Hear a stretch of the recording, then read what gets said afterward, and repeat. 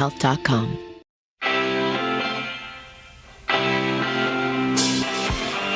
Welcome back to Gainbridge Fieldhouse. Tonight it's the Pacers and the New York Knicks. Game 3, best of 7. Eastern Conference Finals. The Pacers with the advantage, 2-0. The Pacers will go with the same folks they have gone with through each of their 12 playoff games this season. Tyrese Halliburton in the back, another double-double in Game 2. Andrew Nembhard joins him. Miles Turner is in the middle. Aaron Nesmith and Pascal Siakam up front. Siakam had a playoff career-high 39 points in that win in New York on Friday. The Knicks have made a change. This will be the first time in their playoff run, which now is in Game 15, where they haven't started the same five. Josh Hart, who has struggled a bit offensively in this series so far, will come off the bench and be replaced by Mitchell Robinson, who has given the Pacers considerable problems as a rebounder in this series. That's his forte. He's also a good defender, and we'll see how that plays out. Otherwise, they go the same. Jalen Brunson and Mikal Bridges in the back. Brunson has scored 79 points in the 2 games to date. Karl Anthony Towns starts, and so do Robinson and Ogugwa, OG Anunoby. Tonight in downtown Indianapolis, it's the Pacers and the New York Knicks. Before we continue, let's take 10 seconds so that our network stations might identify themselves. You're listening to Pacers basketball on the Elevance Health Radio Network.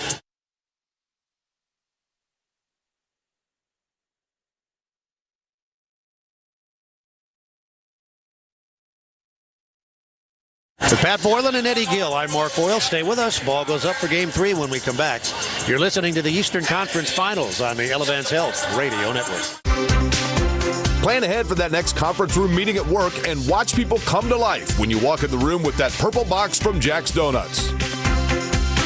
You'll have plenty of choices with over 30 varieties of donuts. Add a 96-ounce box of Jack's Donuts coffee and hit that conference room in style. Let Jack's Donuts take care of your next big corporate meeting. Jack's Donuts since 1961. Learn more at jacksdonuts.com. Hey Pacers fans, while we cheer on our team tonight, let's take a moment to remember an important cause. The Indiana Pacers proudly support organ donation. Signing up to be an organ donor is an incredible and easy way to make a difference. Organ donation saves lives, and when you say yes, you are creating hope for the more than 1,000 Hoosiers waiting on life-saving organ transplants. Say yes to organ donation next time you visit the BMV or learn more at donatelifeindiana.org. Now back to the action, and go Pacers! Hey fans, this is Rick Carlisle, head coach of the Indiana Pacers. Penn Station East Coast Subs prepares the freshest ingredients just for you. Your entire meal from Penn Station features the quality, freshness, and perfectly seasoned flavors that you crave. All season long, when the Pacers win, bring a friend. Just text BOGO to 727-722 by 10 a.m. the morning after any Pacers win this season to receive a buy one, get one free coupon to use in-store the next day. Visit pacers.com/Penn Station for full details. It's all about good taste.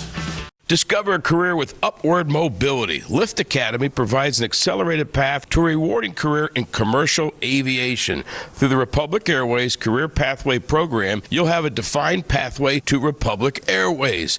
Learn firsthand from experienced instructors, have state-of-the-art training technology at your fingertips, and earn your commercial pilot certificate in as little as 18 months. Visit flywithlift.com today. Lift Academy, get up here.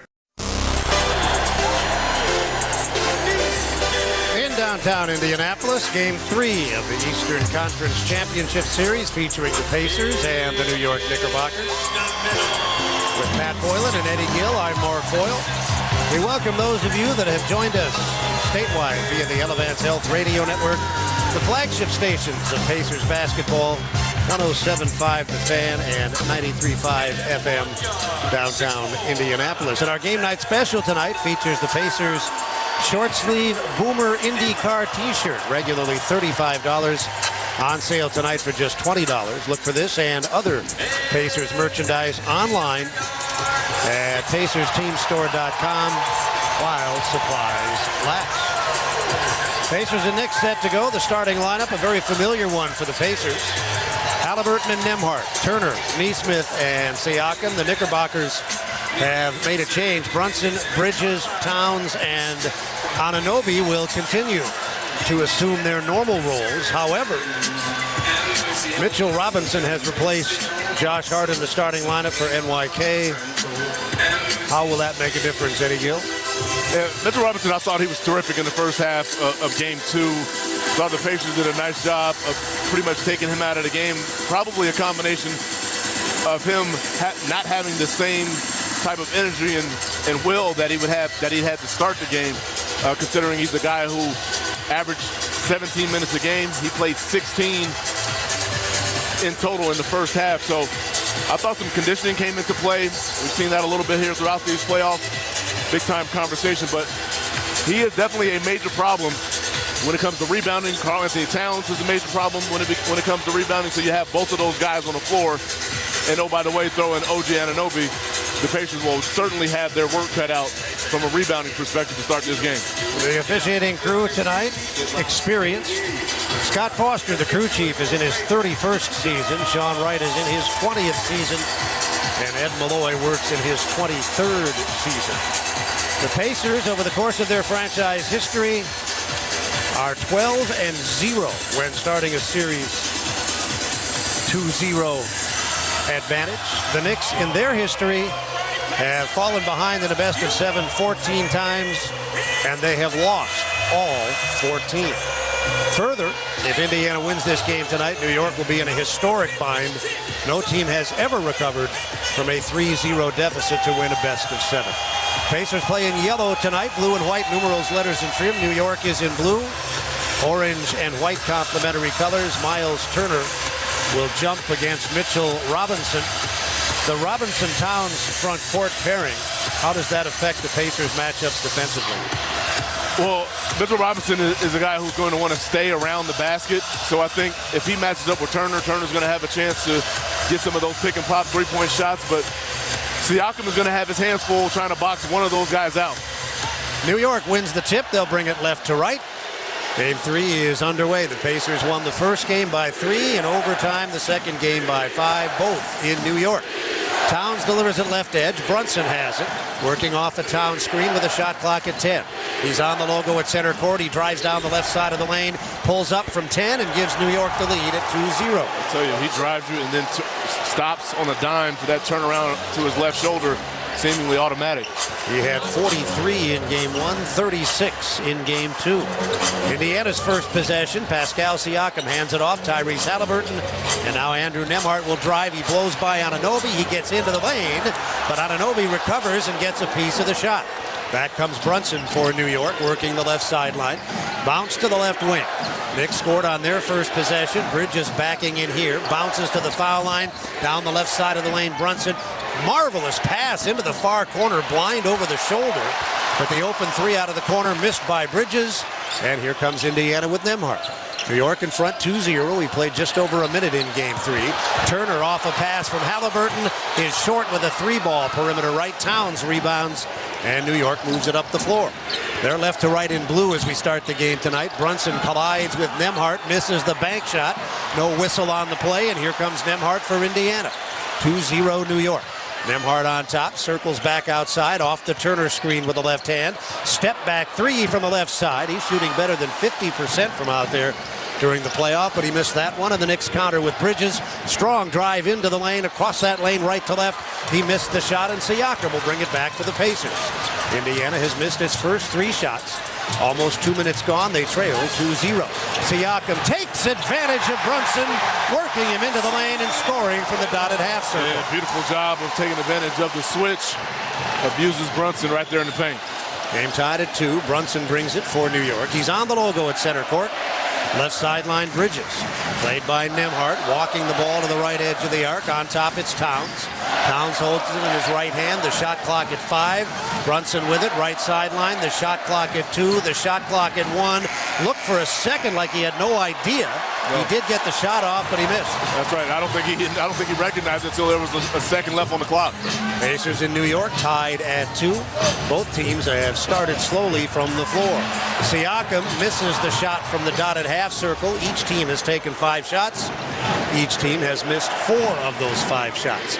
Down low, Towns backing in Turner, fakes the shot, goes up, airballs it, but there's the dangerous Robinson with the putback. Yeah, they did a nice job on him the first few possessions, but that time he just catches Siakam under the basket. New York 4, the Pacers 2, and now Siakam blows by Towns.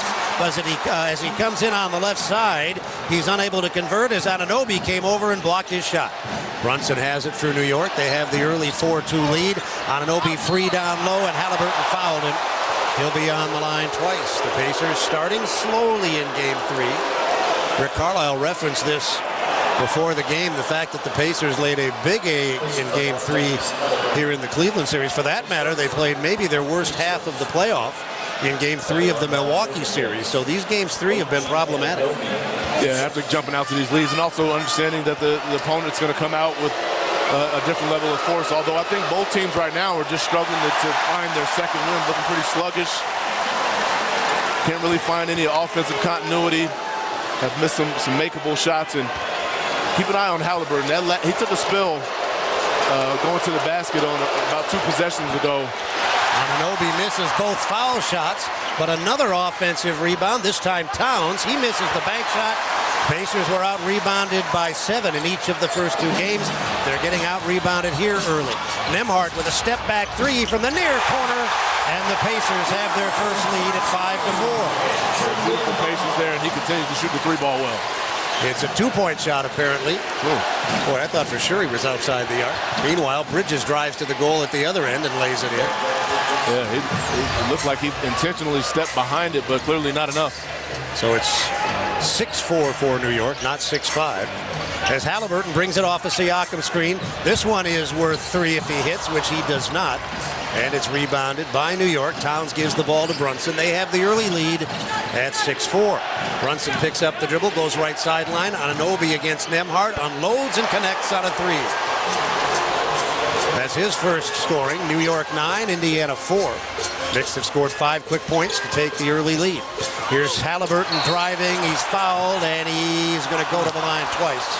He got the ball up onto the goal. It rolled off the back of the rim. As he came in on the right side, that foul was on Bridges, his first. Yeah, Bridges just grabs him as Halliburton blows by him, but he was able to gather himself free and clear for the floater, just couldn't get it to fall. Halliburton through the first 2 games. A pair of double-doubles, a 30-point game in Game 1, 22 assists, 3 turnovers so far in this series. And there's a definite correlation as he knocks down the first foul shot and how well the Pacers function offensively. It's directly related, it seems, to how aggressive Halliburton is. Yeah, he's got to be able to get 2 feet in the paint, and we've seen already early on in this game 2 different possessions where he was able to attack and get to the lane. Halliburton on the line, strokes 2. That's his first scoring. New York 9, Indiana 6, 7:45 left first quarter, Game 3. Pacers lead the series 2-0.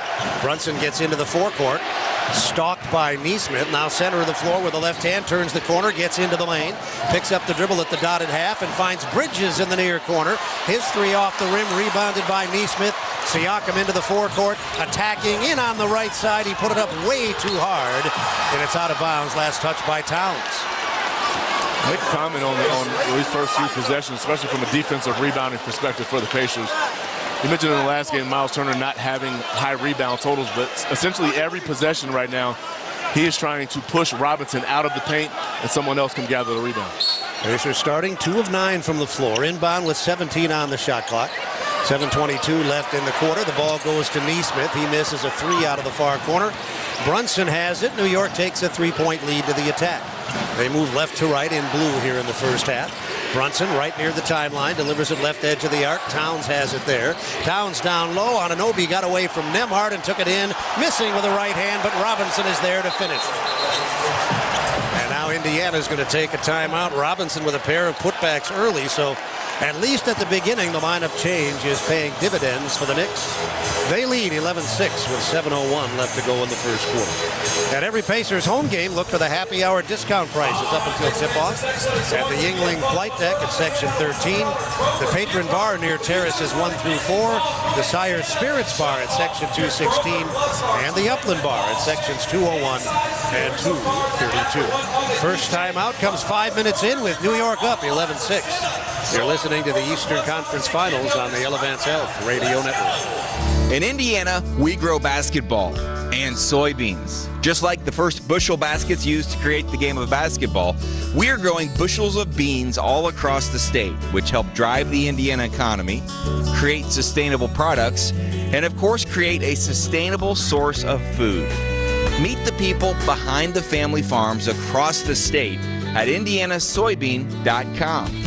This message was funded by Indiana's soybean farmers and their checkoff. Good communications is key to any winning team. When it comes to business communications, your customers and vendors need to communicate with you from a variety of devices. Gibson Teldata provides unified communication solutions to over 3,000 organizations, including the Indiana Pacers, Fever, and Gainbridge Fieldhouse. Unified communications lets your team communicate using a variety of platforms from a single interface. Visit bgibson.com or call 317-298-2945. Gibson Teldata is a proud partner of the Indiana Pacers. Hi, this is Archie Manning. After years of playing football, I've learned to listen to my body. These days, that includes listening for signs of heart problems like chest discomfort or feeling tired from doing simple activities. The expert team of heart specialists at Ascension St. Vincent has made it the st hospital for cardiac care in Indiana. So when you need care for your heart, contact the winning team at ascension.org/St. Vincent Heart. Ways to save. All right, huddle up, Pacer fans. This is the money-saving scoop from Citizens Energy Group. Turn off the faucet while brushing your teeth to save water. Toss on a layer before turning up the heat. That'll save you some energy.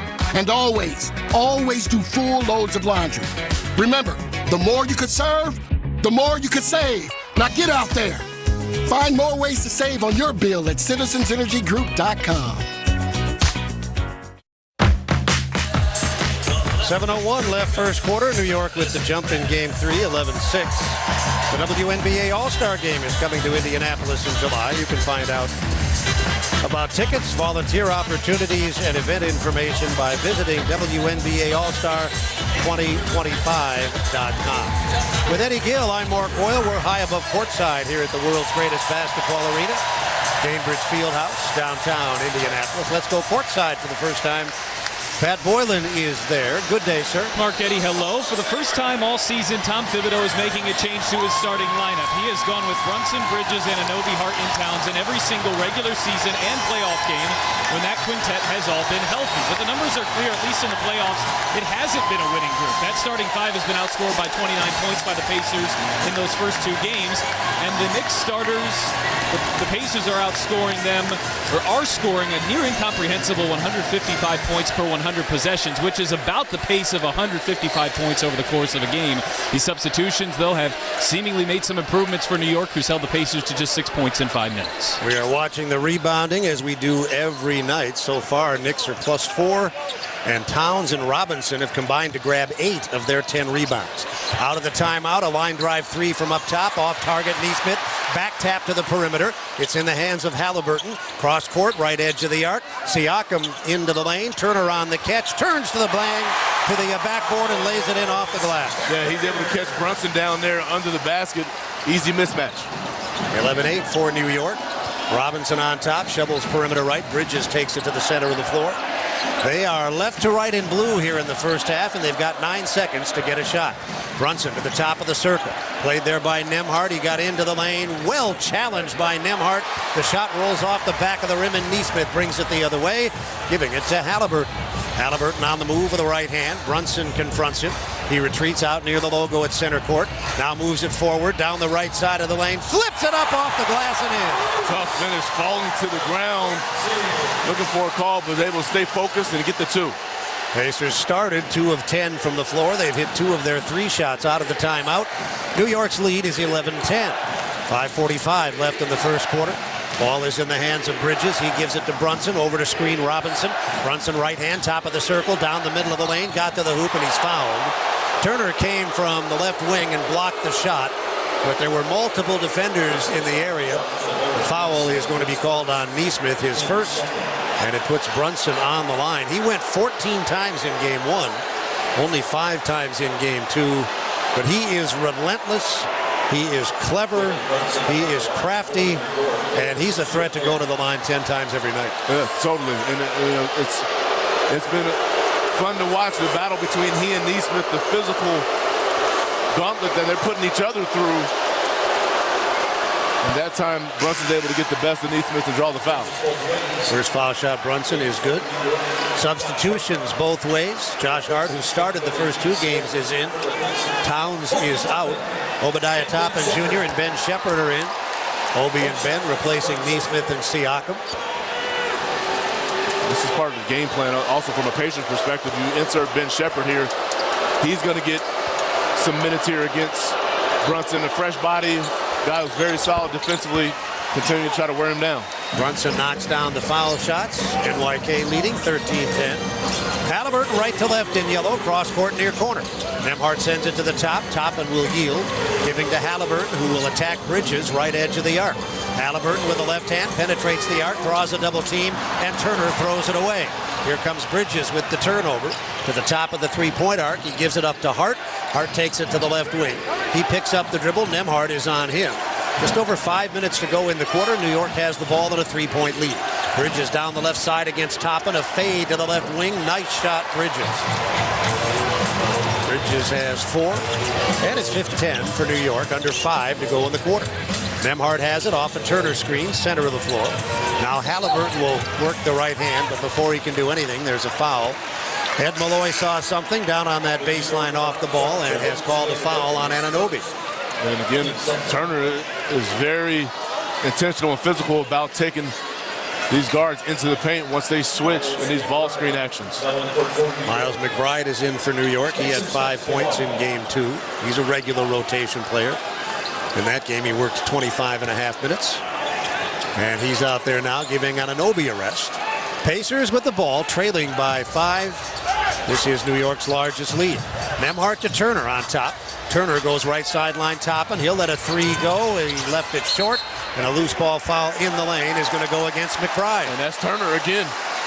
I mean, I'm really impressed with what he's getting done on both ends of the floor. You look up and say, hey, he's only got 1 rebound, but man, he's causing all sorts of problems on each end. You know, you bring up an excellent point. You look at the box score and you see that he's got 1 rebound. It's not always about how many rebounds you have. It's not. I mean, it's a lot of the other things that you're doing that affects the play. Nembhard drives, pulls up right of the lane, is short from 10. Turner kept it alive, and another loose ball foul. This time it's on Hart. And again, talked about the conditioning component. And he's got his work cut out trying to keep Robinson off the glass. But again, on this end right now, he's drawing foul after foul on these smaller guys. And I stand corrected. They did not give it to Hart. They gave it to McBride, so he picks up 2 quick fouls. Nembhard has it on the baseline. They left Turner free. Left edge, and he hits a 3 off the catch. No surprise. When you come out with that type of physical, intentional play, able to lock in on your shots as well. New York 15, the Pacers 13. Hart lobs it toward the hoop, caught and guided off target off the glass by Robinson. Pacers run with Halliburton. Shepherd is wide open for 3 in the right corner. Man, look at Turner getting the crowd involved as he should. Terrific job with his spirit. Turns defense into offense, and Ben Shepherd knocks down a big-time 3, forcing the timeout. Pacers have the lead at 16-15. Tickets for the Indiana Fever on sale now. The Fever opened the season earlier this month, and additional tickets have just been released. Visit feverbasketball.com to get your seats today. 4:01 left. First quarter, game 3. Indiana leads 16-15. You're listening to the Eastern Conference Finals on the Elevance Health Radio Network. At KeyBank, we know a small moment like, whoa, my kid's got a serious backhand, can lead to an even bigger question like, tennis campus how much? And that's the type of moment where we'll meet you to help you build a savings plan for expenses big and small so your money can make money. Mike, how's that sound? Sounds like match point. Sounds like love. We could serve up tennis puns all day. For every financial need, we'll meet you in the moment. KeyBank opens doors. KeyBank member FDIC. If you want a tire shop that doesn't feel like your ordinary tire shop, then you...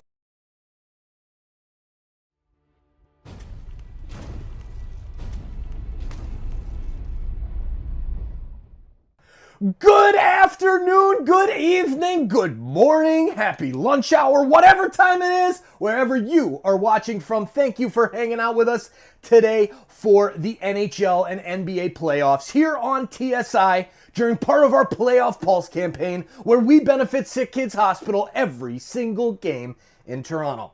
Now that you're here, please hit that like button and share this link out. That is the best way for you to increase the donation and bring more hockey fans and basketball fans here to the chat. Thank you for taking a second to do those easy YouTube things like hitting that thumbs up or thumbs down if you can't stand it and you think that I'm annoying for coming in here and telling you that you're making a difference in our Toronto community. It's all good. We'll see you back in the chat. Good luck to your team. This is what Playoff Pulse is all about. Bringing playoff excitement and making a lasting impact for those who need it most. So let's rally together and show SickKids we're in their corner. Hey everyone, Easton Cowan here. Let's amplify our impact. Every like, share, and subscribe boost our donations to SickKids. Watch the games, get hyped, and spread the word to grow our Playoff Pulse community. Join us now. 4:01 left, first quarter, Game 3, Eastern Conference Finals. The Pacers lead New York 16-15. Game 4 here on Tuesday night, and you can make dining at Harry and Izzy's downtown a pregame tradition. Enjoy the world-famous St. Elmo's shrimp cocktail and the award-winning filet sliders. Harry and Izzy's proudly supports Indy basketball. You can make your reservation today by visiting harryandizzy's.com. In downtown Indianapolis with Eddie, I'm Mark. Here's Pat. For the fourth time, the Indiana Pacers play a home playoff game on the day of the Indy 500, affectionately known as Pacers and Racers. While the two running into each other means the Pacers are on a deep playoff run, the day itself hasn't gone so well for Indiana in the past. The previous three have all been Pacers losses in 1999, 2004, and 2013. The Pacers are hoping to snap that skid and put themselves on the doorstep of an NBA Finals appearance. Two things that can be done with a win here today. Lineup changes. Timothy John McConnell Jr. is in. TJ in Game 2 in New York, scored 10 points. And Tony Bradley, who got some work for the first time in this series in Game 2, is out there in Game 3. Those two play with Halliburton, Shepard, and Toppin. New York brings it up. They come left to right. They made no changes during the timeout. They trail by 1. They've led by as many as 5. And now, with 3:52 to go in the quarter, a whistle and a foul.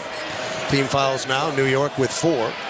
And Indiana with Ben Shepard picking up his first, now has 3. I mentioned trying to wear down Brunson. He's just trying to deny him there. Gets a little too handsy.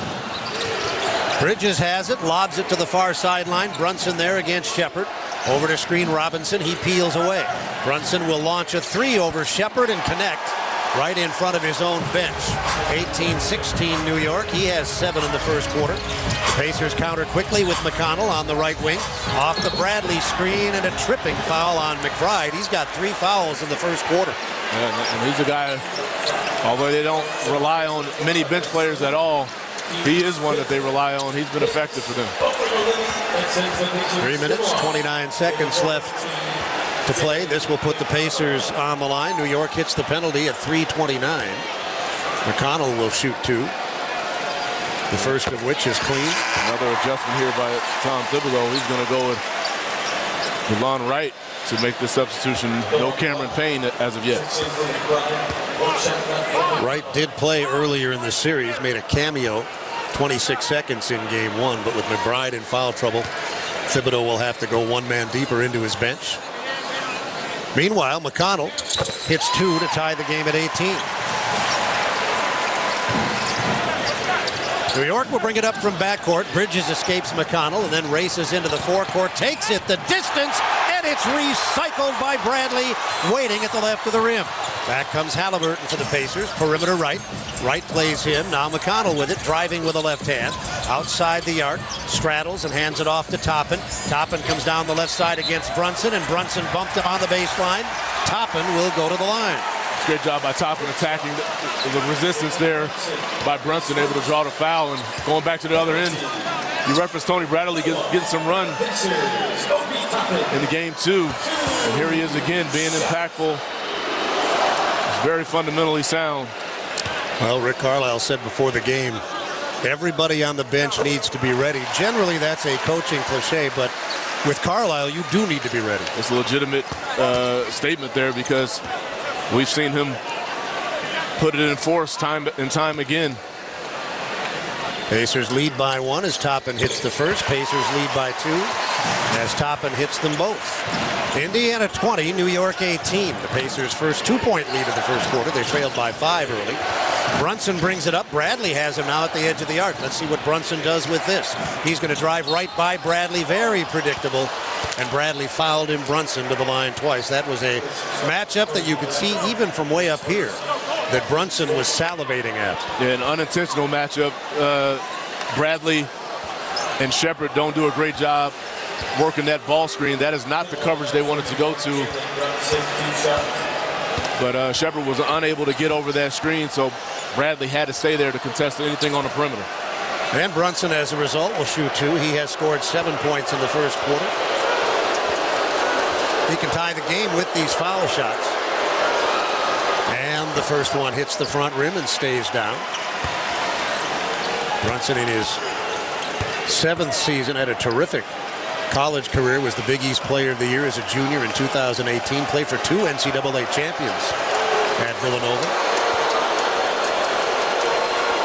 And here, he hits a pair of foul shots to tie the game at 20. He has scored 9 of their 20. Halliburton will bring it up for the Pacers. 2:50 left in the first quarter. Halliburton driving to his right, got away from Bridges, whips it into the near corner where the unguarded McConnell misses a 3. It's rebounded by Robinson. Game tied at 20. Here comes Hart for New York. Top of the circle, hands the ball off. Bridges takes it to the right side of the lane and then deals it back up top. Hart sends it inside, and Robinson is there for the catch and dunk. Ben Shepard's got to commit that foul there.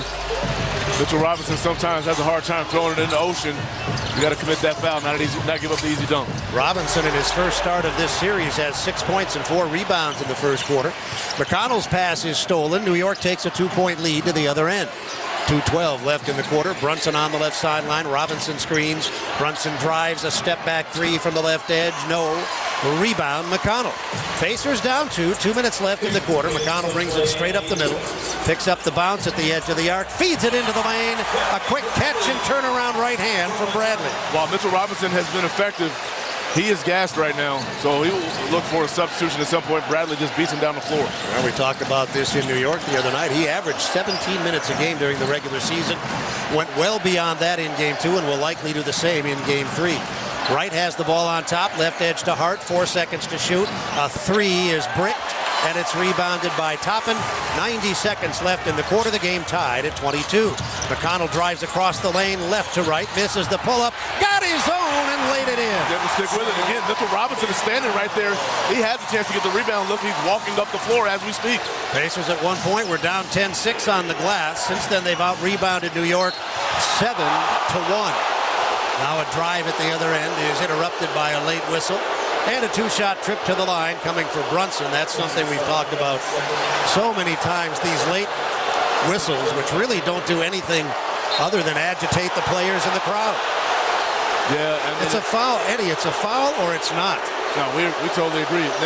Did they call this foul on Shepard or McConnell? Or excuse me, not McConnell. I think they called it on Halliburton. Yeah. Nope, they called it on Shepard. Yeah, it's Shepard. And Shepard wasn't great, and this is atypical of him because he typically does all the small things right. Not great, a great job there playing off the ball defense. He's able to let Brunson go back door. So he picks up his second foul. Nembhard will return. Siakam is back on. So is Turner. Toppin and McConnell stay in the game. Brunson has already been to the line 5 times, the same number of attempts he had in Game 1. He made the first one here. The second one is good. He's 6 of 6 from the line. He's got 11 points. New York and the Pacers are tied at 24. Just over a minute to go in the first quarter. McConnell down the right side, hooks it back to the perimeter. Turner bounces it once, gives it to Toppin, and Toppin will take it to the left edge, handing it off to Nembhard. Shot clock at 8. Nembhard off the Turner screen, drives to the right wing, a clean look from there, and Nembhard knocked it down. Playing with nice rhythm right now. Pacers 26, New York 24. And the Knicks countering quickly. Free throws are coming as Hart is knocked down trying to score right of the hoop. Well, you know, the Knicks have a reputation, and it's deserved, as a rather tedious team in terms of pace. 26 this year. They've been 29th or 30th each of the last several years. But if you give them the chance, they will get it up the floor quickly. There's no question about it. They're very deliberate if they can be. Having said that, Josh Hart is one of the best transition players in the league. That's where he does a lot of his damage alongside his rebounding. Hart makes the foul shot. He is the first Knickerbocker other than Brunson to go to the line. But the other piece of that is if you're the Pacers, you score a basket there, and 3 seconds later, there's a guy in your defensive paint. That's something you want to be able to take care of in terms of matching up after a made basket. And Anunoby is back in, playing with Brunson, Hart, Wright, and Towns. Hart made the foul shots. And the Pacers and Knicks tied at 26. McConnell handling for Indiana. He's on the logo at center court. Wright waiting for him to make a move. Nembhard comes up to screen. McConnell drives it the other way. He got into the lane. He fades right of the lane and got the bounce off the rim. Seemingly impossible shot there. Wright played terrific defense. McConnell just knocked down a tough shot. Separation between game and shot clocks is about 6 seconds. New York has the ball. They trail by 2. Brunson on the logo at center court against Nembhard. Shot clock down to 10. Brunson off a Hart screen, being harassed at the timeline, driving to the wing, to the baseline. He fakes, and the ball is knocked out of bounds by Nembhard. They've got 2 and 8/10 seconds to get a shot, 9 and 1/10 to play in the quarter. Baseline inbound, near side front court. That's great discipline by Nembhard, staying down on the shot fake. They don't have a lot of time to get a shot here.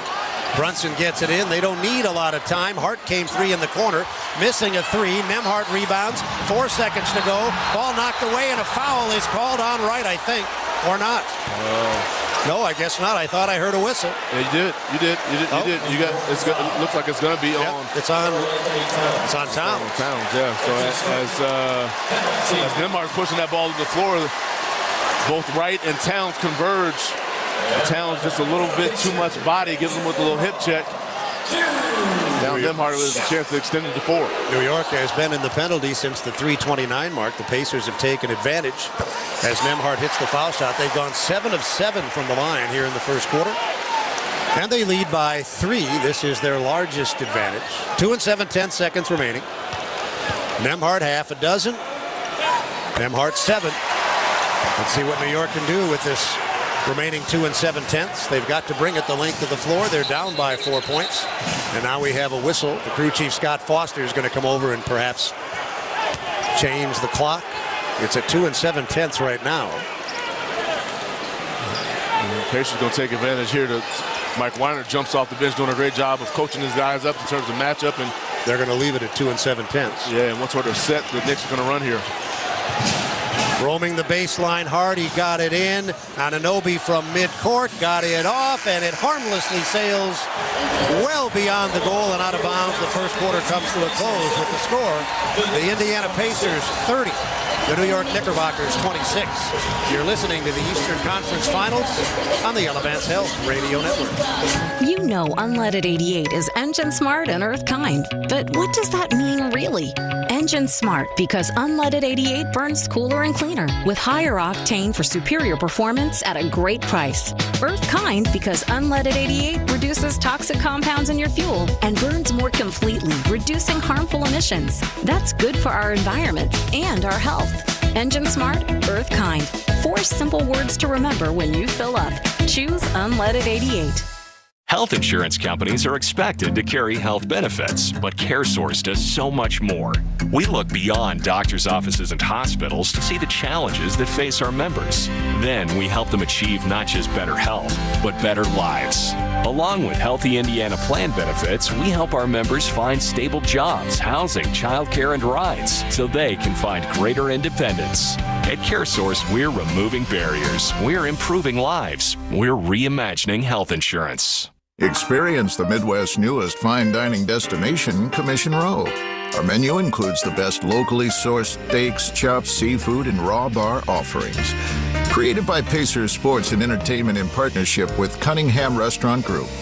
Commission Row is located right next to Gamebridge Fieldhouse. Whether for dinner on the main level or drinks and Mel's, our speakeasy bar. Make Commission Row a part of your next game night. Learn more or make a reservation at commissionrow.com. Introducing Flight by Yingling, the next generation of light beer. For those who don't follow trends, but craft them. Flight by Yingling is 12 ounces of uncompromised refreshment from America's oldest brewery. With only 2.6 grams of carbs and 95 calories, this is premium refreshment 6 generations in the making. Don't just raise a glass, raise the bar. Flight by Yingling. Now available wherever beer is sold. DG Yingling and Son Incorporated. Pottsville, Pennsylvania. Please enjoy responsibly. Hey, this is Andrew Nemhard, and you're listening to Pacers Basketball on the Elevance Health Radio Network. Tightly contested first quarter in the books. Game number 3 from Gamebridge Fieldhouse between the Pacers and the Knicks. Neither team led by more than 5 points, but it's the Pacers with their largest lead after one of 4, 30-26. Andrew Nemhard had 6 early points off of the bench. TJ McConnell has 6 points in 4 minutes. I'm Pat Boylan. Let's go back upstairs. Here are Mark Boyle and Eddie Gill with the second. Another significant number, Eddie, in that first quarter. At one stage, the Knicks had a 10-6 edge on the glass. From then until the end of the quarter, the Pacers grabbed 8 of the 9 available rebounds. Yeah, you mentioned Mitchell Robinson. He got off to a very nice start. I highlighted the Tank was running on E before he was subbed out of the game. And Turner did a very good job of just making things difficult on him throughout that quarter. Tom Thibodeau is trying new things tonight. He tried a different starting lineup, and now Landry Shamet, who's only played in 7 of New York's 14 playoff games, will make his first appearance in this series, playing with DeLon Wright, Josh Hart, Karl Anthony Towns, and OG Anunoby. The Pacers have the ball. Right to left with Andrew Nemhart, TJ McConnell, Benedict Mathurin on for the first time. Pascal Siakam and Miles Turner, the Pacers in yellow. Blue and white numerals, letters, and trim. New York is in blue with the orange and white. And McConnell gets it into the forecourt against Wright, now moves it to the center of the floor. First possession, second quarter, Pacers by 4 after trailing by as many as 5 in that first quarter. Turner has it, right edge of the arc, 4 seconds to shoot. Left-hand bounce, he's in the lane. He's stripped with the shot clock at 1 7/10 seconds. And a foul is called on the slap by Towns. No, I think so. Or was it Anunoby? Yeah. Yeah, that's his second. Yeah, if I'm Turner, I go over to OG Anunoby and say, thank you, sir, for committing such a bad foul, because Pacers running out of gas, running out of an opportunity to get a clean look, and Anunoby commits a bad foul. It tells you just how desperate this situation is for New York. If they lose, they're down 3-0, a deficit that no team ever in NBA history has recovered from. And Thibodeau is operating accordingly. He tried a different starting lineup. He's bringing Shamet in, who hasn't played at all. He will try anything he can think of in this game. Well, yeah, I mean, it's a head scratcher as to why, a couple of the guys can't get any looks. Shamet being one of them. Wright is another. Both of those guys have had a nice career in this league. Turner missed both foul shots and then committed a foul trying to get the ball back. So it's still a 4-point Indiana lead. Hart will bring it up against Nemhart. Nemhart aggressively defends, and now Wright takes it through the logo. Right-hand bounce off a Towns screen, gives it up right edge of the arc, and Anunoby goes to the other side of the floor.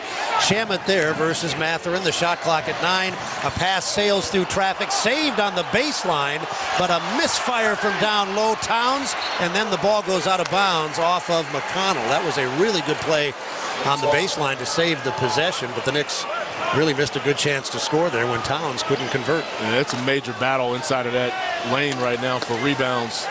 Both Turner and Towns going after each other. Ball in, Anunoby near corner, sends it perimeter right. Towns is scoreless so far.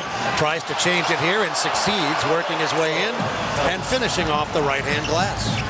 30-28 Pacers, first minute, second quarter. McConnell has it, left side free throw line extended. Down to Siakam, he's got a size advantage. He finds the cutting Mathurin. Mathurin, though, can't finish in traffic. And Towns sends the outlet up the right side of the floor to Wright. Lamont Wright gives it to Towns. A long three from near the logo, skips harmlessly off the rim. Siakam has the ball, nearly threw it away. McConnell alertly picks it up, drives it to the foul line, and scores from there. Great job with a push there. No one picks him up. Easy pull-up game. McConnell has 8. Indiana leads 32-28. Towns with the ball against Turner, drives down the left side. Turner challenges the shot, but Towns finishes with the right hand. That was a very difficult shot. No question about it. Turner does a great job of challenging that. 32-30. The Pacer bench, as expected, has got the better of it so far in the first half. Turner from the dotted half circle knocks down the short jump shot. The Indiana bench has outscored the New York bench 15-2. One of the reasons the Pacers are in front by 4. And this may be the first game, but that's a legitimate stat, as Thibodeau is actually giving some of his guys some run off the bench. Wright has it over near the far side hash mark. His team down 4 early in the second. And now McConnell trying to fight through a Town screen. And Town is called for the offensive foul. And McConnell, again, highlight the depth of the Pacers. Coming off the bench, doing major work right now. Not only just the 8 points, but just keeping the pressure on both ends. Picking up full court. When he receives outlet passes, he's attacking. Against keeping the pace of play up. Early second, Pacers trying to take a commanding 3-0 lead. Have a 4-point lead in game 3. McConnell drives and tried to hand it off to Siakam. It's knocked out of bounds. Last touch by New York with 14 on the shot clock. 9:40 left in the quarter. Ball will come in, far side baseline forecourt. Pacers started slowly, 2 of 10 from the floor. Since then, though, they've hit 10 of 16. McConnell to play it in. Holds it head high, looks, lobs, and gets it outside the arc, right side to Turner. Turner gives it right back to McConnell. He's been aggressive. He drives here to the foul line and scores again. In that drop coverage against ball screens, he is abusing them getting to his pull-up. Pacers with a game-high 6-point lead. Shamet has it for New York, working his way to the right side. Up top to Towns, a 3 over Turner. No, back rim. Rebounded by Mathurin. Beautiful pass up the floor, and Siakam lays it in. What a job there. Touchdown is what it looked like. Terrific Euro step there by Siakam, forcing another timeout. New York needs a timeout. The Pacers have a game-high 8-point lead. Every time the Pacers connect on a foul shot, Citizens Energy Group and the Pacers team up to donate $5 to the Warm Heart, Warm Home Foundation, which provides utility bill assistance for thousands of Hoosiers each year. To learn more or to donate, visit citizensenergygroup.com/WHWH. Early second, downtown, game 3. Pacers lead 2-0. And here in this game, they lead 38-30 on the Elevance Health Radio Network. Breaking news coming in area Bet365. Gambling problem? Call 1-800-9-WITH-IT. 21 plus only. Must be physically located in Indiana. T&Cs apply. What if healthcare worked for everyone? What if your health was measured by more than your vital signs? What if zucchini and kale were as accessible as burgers and fries? What if AI helped doctors to know what your body will do before you do? We aren't just asking these questions. With our health plans and services, we're taking steps to address them. Elevance Health, where health can go. Learn more at elevancehealth.com. Postseason dunks, threes, buzzer beaters. There's so much NBA happening. I gotta keep up. Whoa, take it easy there. There's a better way to NBA. All playoffs long. Wait, really? With the NBA app, you get real-time stats and scores for every playoff matchup. Witness playoff drama as it unfolds. Seriously? Catch every bucket all in one place, all for free. Where have you been all my life? There's a better way to NBA. Download the app today. Available on the Google Play, Apple app, and Android stores. The best athletes don't just play the game, they change it. When it comes to investing, GameBridge is doing the same. Their online platform does things differently by putting you in control, so you can invest on your own terms and grow your savings over time. It's a better way to invest, because it's investing your way. Get started today with as little as $1,000 at GameBridge.io. GameBridge is an official partner of the Indiana Pacers. Early second, Pacers started slowly, 2 of 10 from the floor, but since then have been exceptional. They've hit 12 of their last 18 shots, and they're at 50% for the half. They lead by a game-high 8 at 38-30. When the Pacers win, bring a friend to Penn Station East Coast Subs. Just text BOGO to 727-722 by 10 o'clock. The morning after a Pacers win, you'll get a buy one, get one free coupon to use in store the next day. Visit Pacers.com/Penn Station for more details. With Eddie Gill, I'm Mark Boyle. Here's Pat Boylan. Game threes have been the only blemish in a sterling postseason for the Pacers. Indiana comes into tonight 10-2 in the playoffs. Both losses have come in game threes, and both were lopsided losses. A 22-point defeat at the hands of the Cavs, a 16-point defeat to the Bucks. Tyrese Halliburton, well aware, saying post-game after game number 2, quote, "I felt like last series we relaxed when we got home." We made sure to have a conversation about that right after the game. New York has it. Left to right they come in blue. The Pacers in yellow. Wright, Shamet, Hart, Towns, and Anunoby out there for New York. They're down 8. 9 minutes to go in the quarter. Good, strong drive. Anunoby caught the ball out near the foul line and then worked to the front of the rim with a two-hand slam. That cuts it to 38-32. The Pacers play with McConnell and Nembhard, Turner, Siakam, and Mathurin. McConnell has it. Way out right edge. Moving center of the floor. Shamet picks him up. He gets rid of it to Turner, then takes it right back. Driving on Shamet down the right side. He's been aggressive here in the first half. Got it to Turner, right edge of the arc. Turner moves toward the hoop and banks it in from the right wing. Turner locked in right now in this first half. That was a very difficult pull-up there against Hart.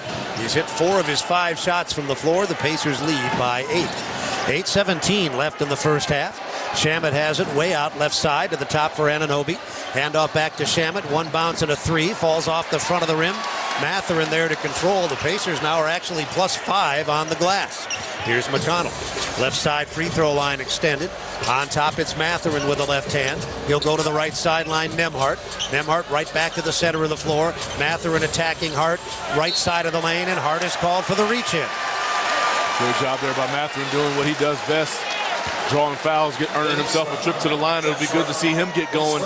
Didn't have much opportunity in the last game, but he's been a guy they relied on, especially with his scoring off the bench. He only played 10 minutes and 43 seconds, easily his lowest number of the playoff, with the exception of the one game that he didn't play in earlier on. He missed a game with an abdominal injury. He shoots 2 here, and his first one is good. That's his first scoring in this game. The Pacers from the line, 9 of 11. New York, 8 of 10. And Indiana's in front by 9, the largest lead either team has enjoyed. New York had a 5-point lead early in the first quarter. One more for Mathurin. And his second foul shot, perfect. Pacers have now pushed the advantage to 10. They've outscored New York 12-6 here in the second quarter. Wright brings it up for New York. Left hand through the logo, working his way to the left side hash mark. Now he'll go right edge of the arc to Hart. Nembhard has that assignment. Hart working the dribble, bouncing down low. Anunoby against Mathurin. Back to the goal, right of the lane. Can't get the shot away, goes cross court. They work it to the corner for a catch and shoot. And right in front of his own bench, Shamet hits a 3. He's plenty capable there. Nembhard's in his jersey, seemingly. He knocks down that 3 ball. Shamet did shoot 40% from out there during the regular season. 42-35 Pacers. Siakam driving at the foul line, runs into traffic. The ball poked away. Mathurin grabbed it at the timeline and then lost it. It goes into the backcourt, and Mathurin will... What is he doing? He does know there's a stop. Well, this is radio, so I'd best tell you what he was doing. Please. It was going to be over and back, and he just shielded the ball with his body and let it roll out of bounds for some reason that I'm sure we won't understand ever. Well, then Miles Turner comes flying in there, diving out of bounds for it. So I didn't even see that. Yeah. New York has it. It's a turnover, and now out on the perimeter, a foul. Towns and Turner jockeying for position with 7 minutes to go in the quarter, and Miles is called for his second. 42-35, Indiana leading. 7 minutes to go in the second quarter. Brunson will check back in for New York. He had 11 points in the first quarter. And now the Pacers are going to take a timeout with the score. Indiana 42, New York 35. You're listening to the Eastern Conference Finals on the Elevance Health Radio Network. At Kroger, an annual Boost membership is better than ever. Save up to $1,100 each year on gas, groceries, delivery fees, and streaming options. With double fuel points, unlimited free delivery, and exclusive savings for members, there's so much to love about Boost. Sign up for a Boost membership today. Kroger, fresh for everyone. Restrictions apply. See site for details. At KeyBank, we know a small moment like, what's it like to have a yard? Can lead to an even bigger question like, am I ready to buy a home? And that's the type of moment where we'll meet you.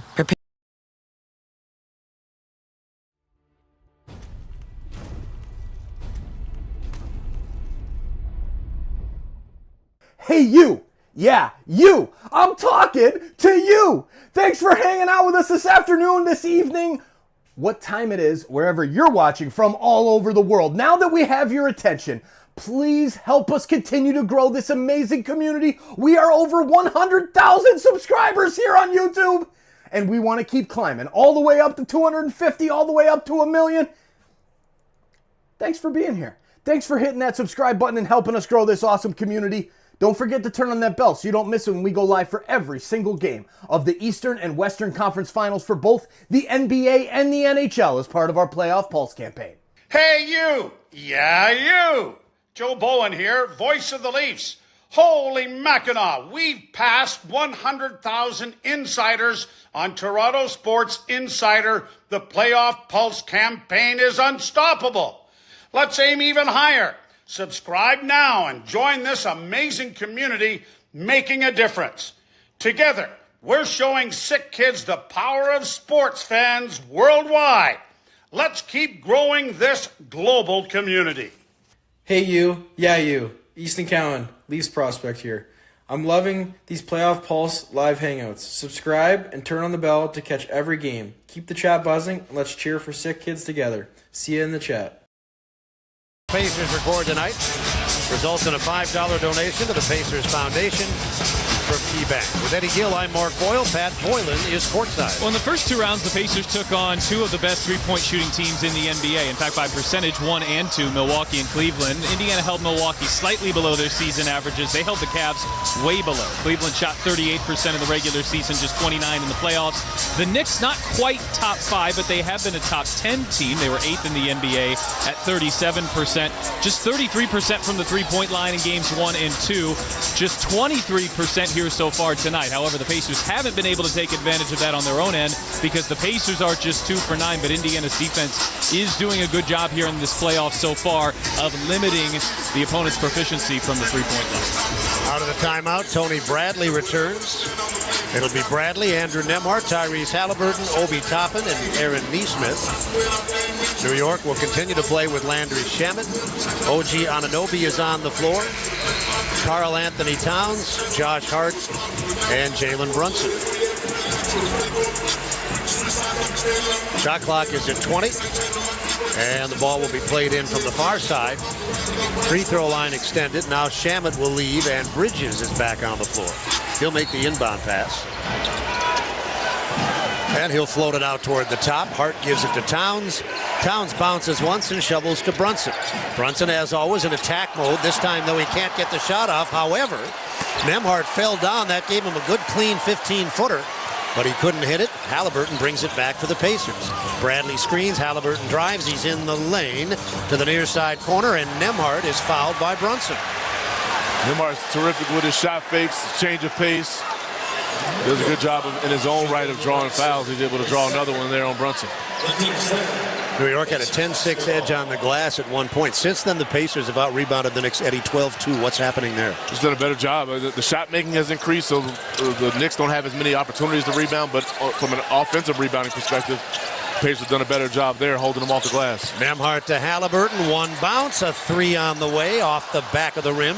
Rebound deflects to the far sideline. New York has it, but now Hart lost it. However, Towns picked it up, got it to Hart, near side corner Bridges. He moves it to the right wing.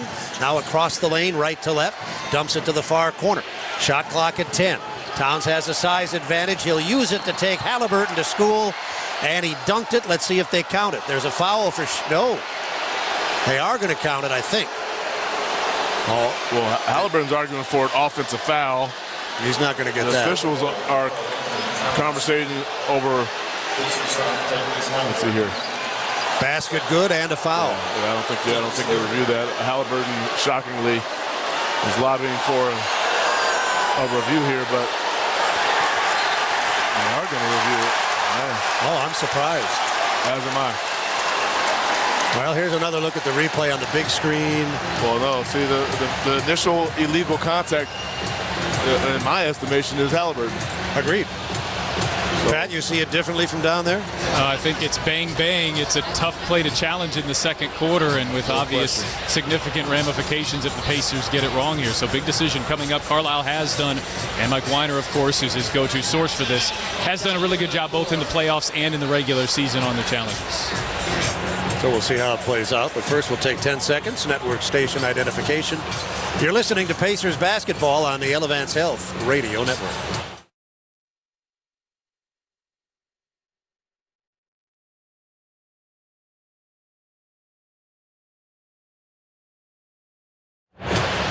Well, we have been surprised by review before. So,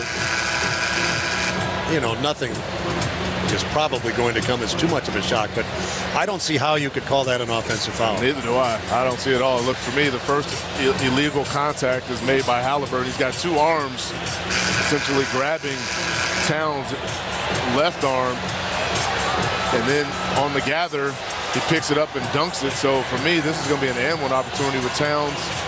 Foul on Halliburton. No more reviews for the remainder of the game. That's how it looks from here, but Scott Foster is still reviewing it.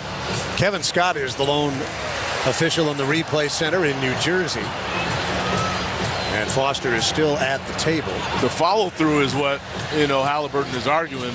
But the foul occurred long before that. Correct, yeah. The follow-through, I think, is where, that he was making an argument in terms of the grab and then release, or really just trying to clear some space, get Halliburton off him, but they're taking some time as they look at it. They are. Scott Foster is in his 31st season. He missed some time toward the end of the season. He had a calf injury. He came back toward the end of the regular season and now is one of the select few still working this late into the playoffs. Well, about a minute and a half. We're going to get a review here. Here he comes. He'll let us know what he has decided. After review, it's been determined the contact by Halliburton was deemed marginal. That's been overturned to a no call. Following that, Towns hooked his arm, grabbing it, and slinging to the side for an offensive foul. The challenge being successful. Now we started the replay standings over in the playoffs. So now all three of us are at 0%. So change it to an offensive foul on Towns, and that's big because that is his third foul. I mean, and you take 2 points off the board, potentially 3 for the Knicks. Towns now has 3. Halliburton keeps his 1. But, well, I'm going to tell you something. Already. If we didn't know it before, never doubt Mike Weiner. Never. Listen, he is terrific. And you think about game 2, those reviews that they had, both the Siakam foul. It was huge. And remember the one at game 1, too. Absolutely. Yeah. So the Siakam foul and then the deflection. So Towns has to go to the side. Robinson is back in. And the Pacers have the ball. The lead is 7. And Halliburton will handle it. He'll come through the logo at center court. Off a screen from Shepard. That got him to the right edge. He gives it to Shepard. Return to Halliburton. Halliburton way out near the logo. The shot clock at 10. Looking for a shot. Can't find it. Gives it to Nesmith.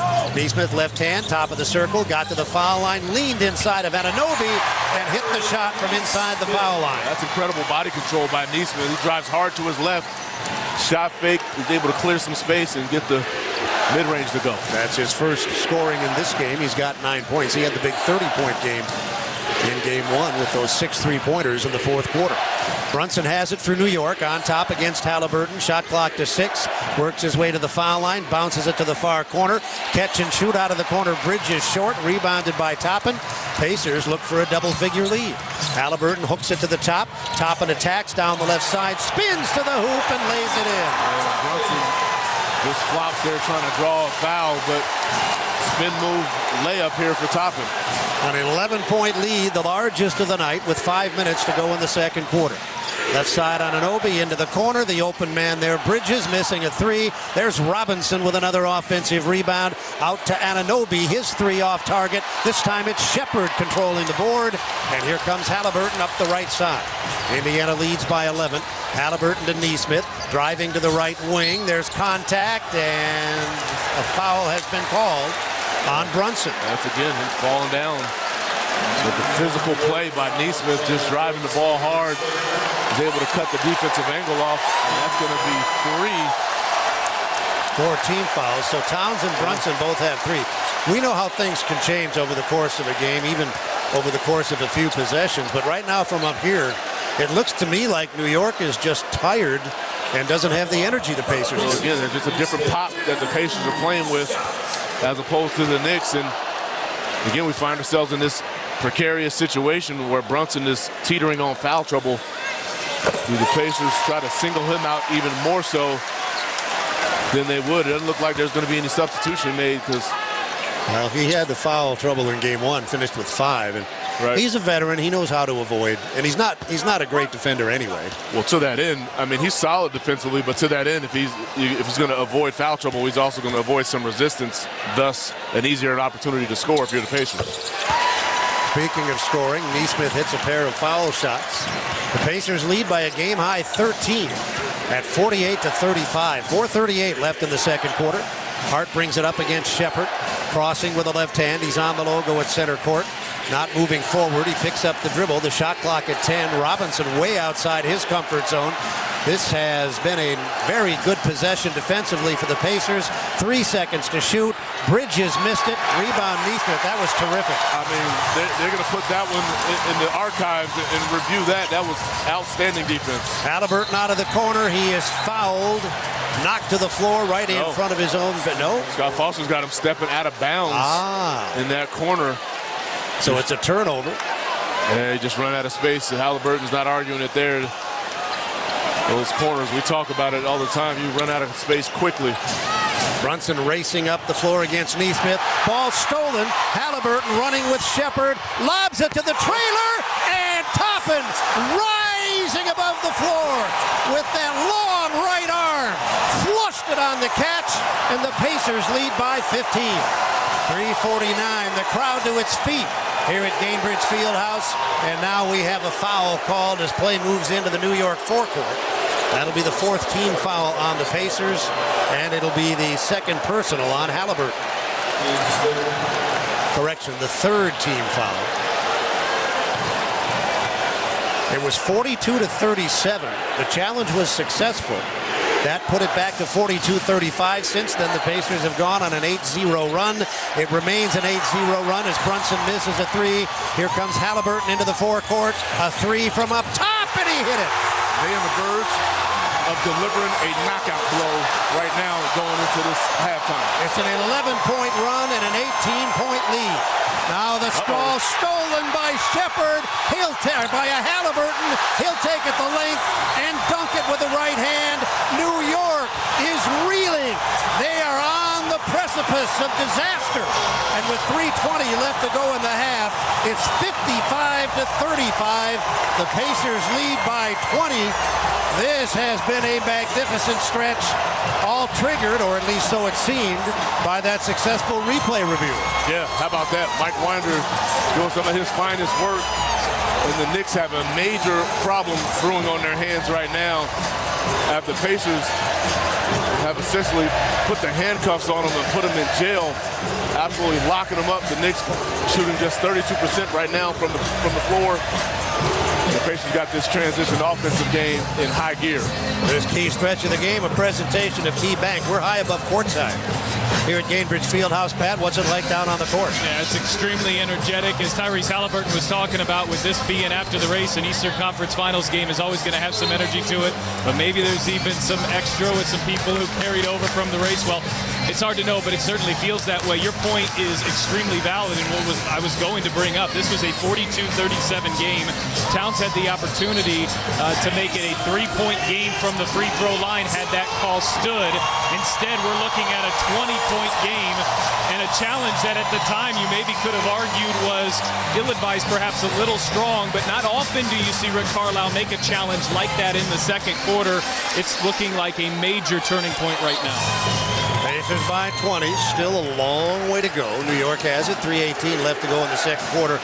Very important that the Pacers don't let them close the quarter with an impressive burst. There's no question about it. They got to keep the foot on the gas right now in the last 3 minutes. Anunoby works his way inside, lays it off the left-hand glass. That ends the Pacers' run at 13 straight points and cuts the lead to 55-37. Inside of 3 minutes to go in the second quarter. Halliburton to the top. Nesmith bluffs the three, drives into the lane, and runs into a crowd. He's knocked to the floor, and the Pacers now will be going to the line. The Knicks hit the penalty at 2:52. Nesmith shot fake. He goes by Brunson as if he's not on the floor. And Mitchell Robinson, again, still looks to me as though he's walking in quicksand after that initial impact he had on the game to start that first quarter. 2 minutes and 52 seconds to play. That foul was on Robinson, his first. Nesmith 2 of 2 from the line, 4 points. And shooting 2 here. Pacers lead by 18 as he misses the first. Pascal Siakam replaces Obi Toppin. Pacer bench has outscored the New York bench 23-5. I mean, it's almost unprecedented in terms of what you're seeing right now in the playoffs and the depth in which Rick Carlisle is going into his bench. They've already played 10 guys 5 minutes or more. Second foul shot good, 56-37 Pacers. Bridges brings it up. Now Brunson has it, and an offensive foul is called, a moving screen against Robinson. Turnovers. New York has given the ball away 4 times, and so have the Pacers. And again, Ben Shepherd impact battling over the screen there. The work is unmatched. Halliburton brings it up. Bridges will beat him on top. Halliburton moves to his right, penetrates the arc, hands it to Bradley. Bradley bounces once, gave it to Halliburton, who tight-roped the sideline, and now back to the left edge, Siakam. Nesmith bluffs the three from up top, drives it down the left side, got to the baseline, he's under the goal, bouncing to the right corner. Bradley missed a three, and it's rebounded by Hart, who is then fouled by Shepherd. That's 3 on Shepherd. It's the 4th team foul. And New York will bring it up with 2:19 to go in the second quarter. Nembhard will check back in. Shepherd is out. Can you imagine the uproar that this crowd would have provided had Bradley hit that three out of the corner? Absolutely. That side right behind the Pacers bench crowd came to their feet as he was preparing to take that shot. Indiana by 19, late second. Brunson has it for New York. Working the dribble at the edge of the arc, feeds it down low. Hart has it, brings it back to the edge of the arc. Now he'll pick up the bounce and feed it back to Brunson, 20 feet out. They clear it out. He goes against Nesmith, misses short. Rebounded in the lane by Hart. Out to Anunoby, 1 bounce and a 3 ball. Josh Hart with the offensive rebound there gives the Knicks another opportunity. 56-40 Pacers. Halliburton drops it perimeter right. From there, Nesmith gets it to Siakam. He comes in left side. Now deals it back outside to Nesmith. Siakam bluffs a three from on top. Down the middle of the lane he goes. Into the corner, Nembhard, and there's a foul on Brunson. And that is his 4th. Nice beautiful shot fake there, able to attack him. Just attack a hip. Brunson completely out of position. High IQ play there by Nembhard. And he's going to the free throw line. Shamet will replace Brunson. He had 11 points in the first quarter. Hasn't scored here in the second, and now won't be seen, I'm sure, until the third. Nembhard knocks down the foul shot. He's got 7 points. It's a huge play here, but again, Pacers have got to remain diligent here and disciplined in their activity. 1:36 remaining. Want to continue these last couple possessions strong. Nembhard delivers 2 more. He's 4 of 4 from the line, half of his 8 points. Indiana by 18. They've outscored New York in this second quarter, 28-14. As Shamet brings the ball up left side. On top to Robinson, 1 bounce, handoff edge of the arc, Bridges. Bridges back down to the corner. Hart has it against Nembhard. 10 seconds to shoot. Hart's going to move his way to the lane with the left hand. He got down low, and he turned and finished with the right hand. That's Josh Hart's first field goal. The Pacer lead back down to 16. 70 seconds left in the half. Halliburton with it, backing up. Off the Bradley screen. Pick and roll pass, and it's intercepted. It's 3-on-2 to the other end. Shamet sends it into traffic, and Neesmith stole it. It's 4-on-2 for the Pacers. Siakam in the lane to the far corner. The Knicks now recover, and Neesmith has to bring it back outside. We're down to 49 seconds left in the second quarter. Nembhard drives to the foul line, gives it to Siakam, who misses from mid-range. Offensive rebound, Bradley. Back outside to Siakam. 39 seconds to play in the half. Halliburton driving with the left hand. He's in the lane. He's at the goal. Pitches it to the right edge. In the corner, Neesmith for three. It's short. Rebounded by Hart. 26 seconds left in the quarter. 5 seconds separate game and shot clocks. New York down 20. A chance here to cut it down to 14 or perhaps even 13. 16 seconds left on the logo at center court. Bridges waits for the Robinson screen, drives down the right side, heaves it back to the top. Shamet to the foul line, Shamet to the corner. Bridges is there, and Bridges squeezes home a three. That's a huge shot here with 4.7 remaining. See if the Pacers can get something good. Exactly what the Pacers didn't want to happen to end this quarter. As Halliburton in backcourt crosses the timeline, got it off from the right sideline, and it's off target. The Knicks cut it from 20 to 13, and that gives them some hope going to the third quarter. They have plenty of life. They have plenty of life going into the third, although things are not looking very positive for them, but they're able to muster up a nice run here to keep this game in the balance. They were down 20, but over the final 3 minutes and 20 seconds of the second quarter, they close with a 10-3 run, and the Indiana lead at halftime is 13. Stay with us. When we return, Pat Boylan will have our halftime report from courtside. The Noblesville Boom will be bringing high-impact action and unbeatable value to the arena at Innovation Mile this fall. You can visit noblesvilleboom.com to place a $50 deposit that secures season tickets for the first season of the Boom. Halftime downtown with the score, the Indiana Pacers 58, the New York Knickerbockers 45. You're listening to the Eastern Conference Finals on the Elevance Health Radio Network. She's worked hard. We're so proud to drop her off at her dream school. We've grown so much. This new location will be a dream for our business. With this dream gym at home, the whole family can get stronger together.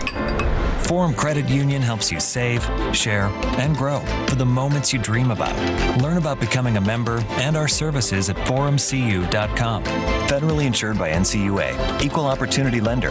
NMLS number 469848. Hey, Pacer fans, the Pacers are in the playoffs, and Moondrops Distillery is bringing you something big. Liquid Gold Moonshine bursting with bright citrusy flavor and made with freshly squeezed lemons for that authentic State Fair taste. Now proudly representing an Indiana Pacers label.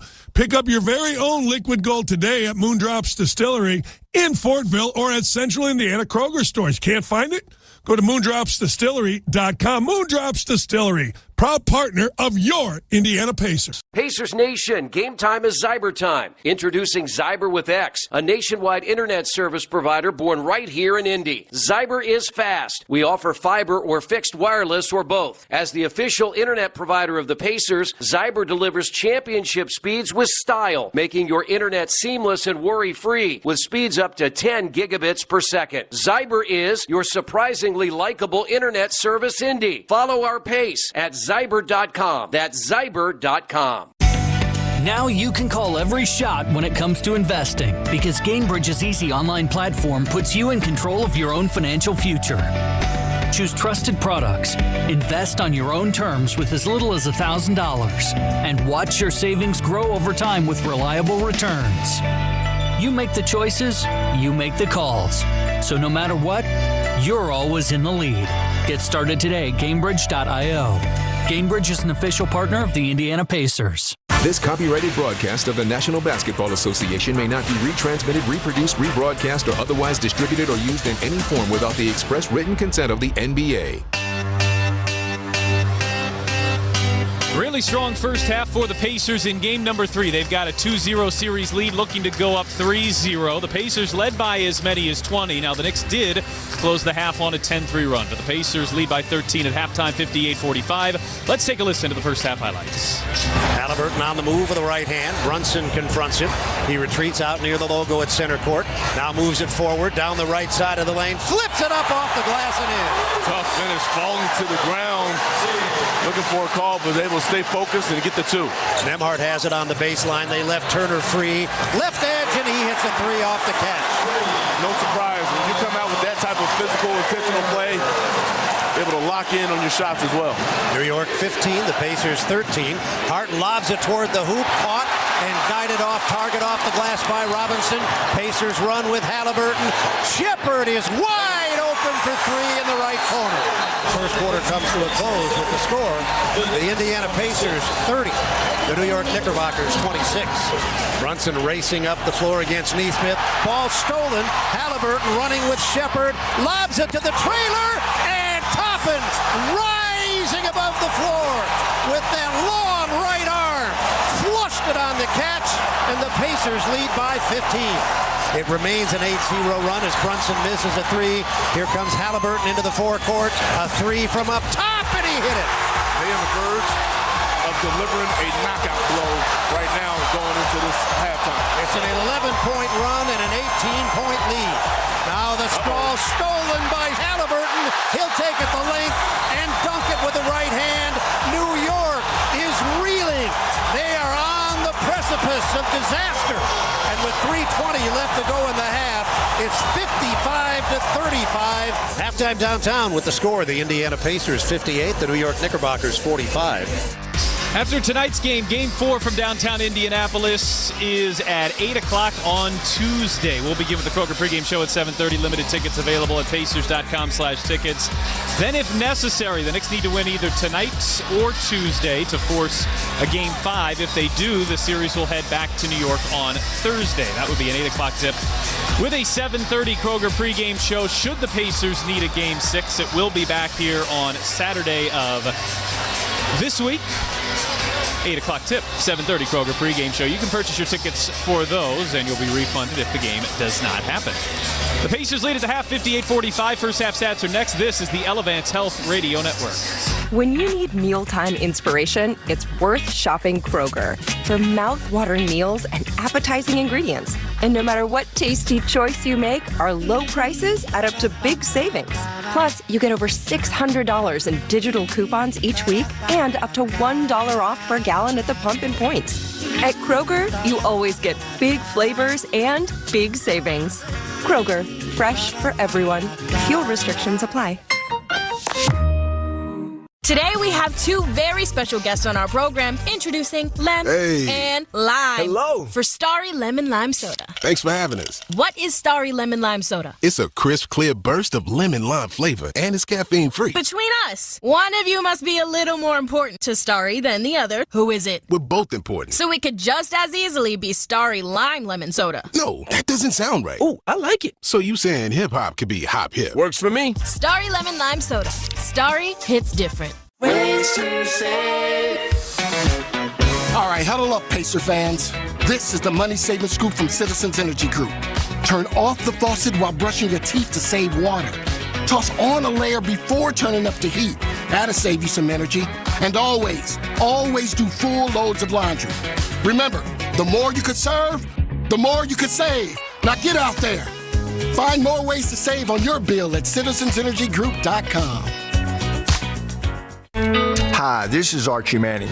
After years of playing football, I've learned to listen to my body.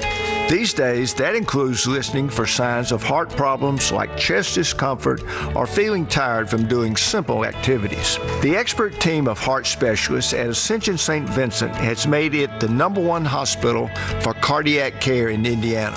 So when you need care for your heart, contact the winning team at ascension.org/St. Vincent Heart.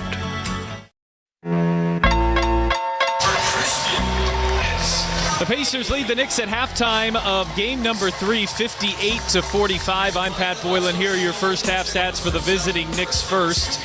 They are led in scoring by Jalen Brunson. However, that doesn't really tell his story. He does have 11 points, and that does lead the Knicks, but he's 2 of 9 from the field.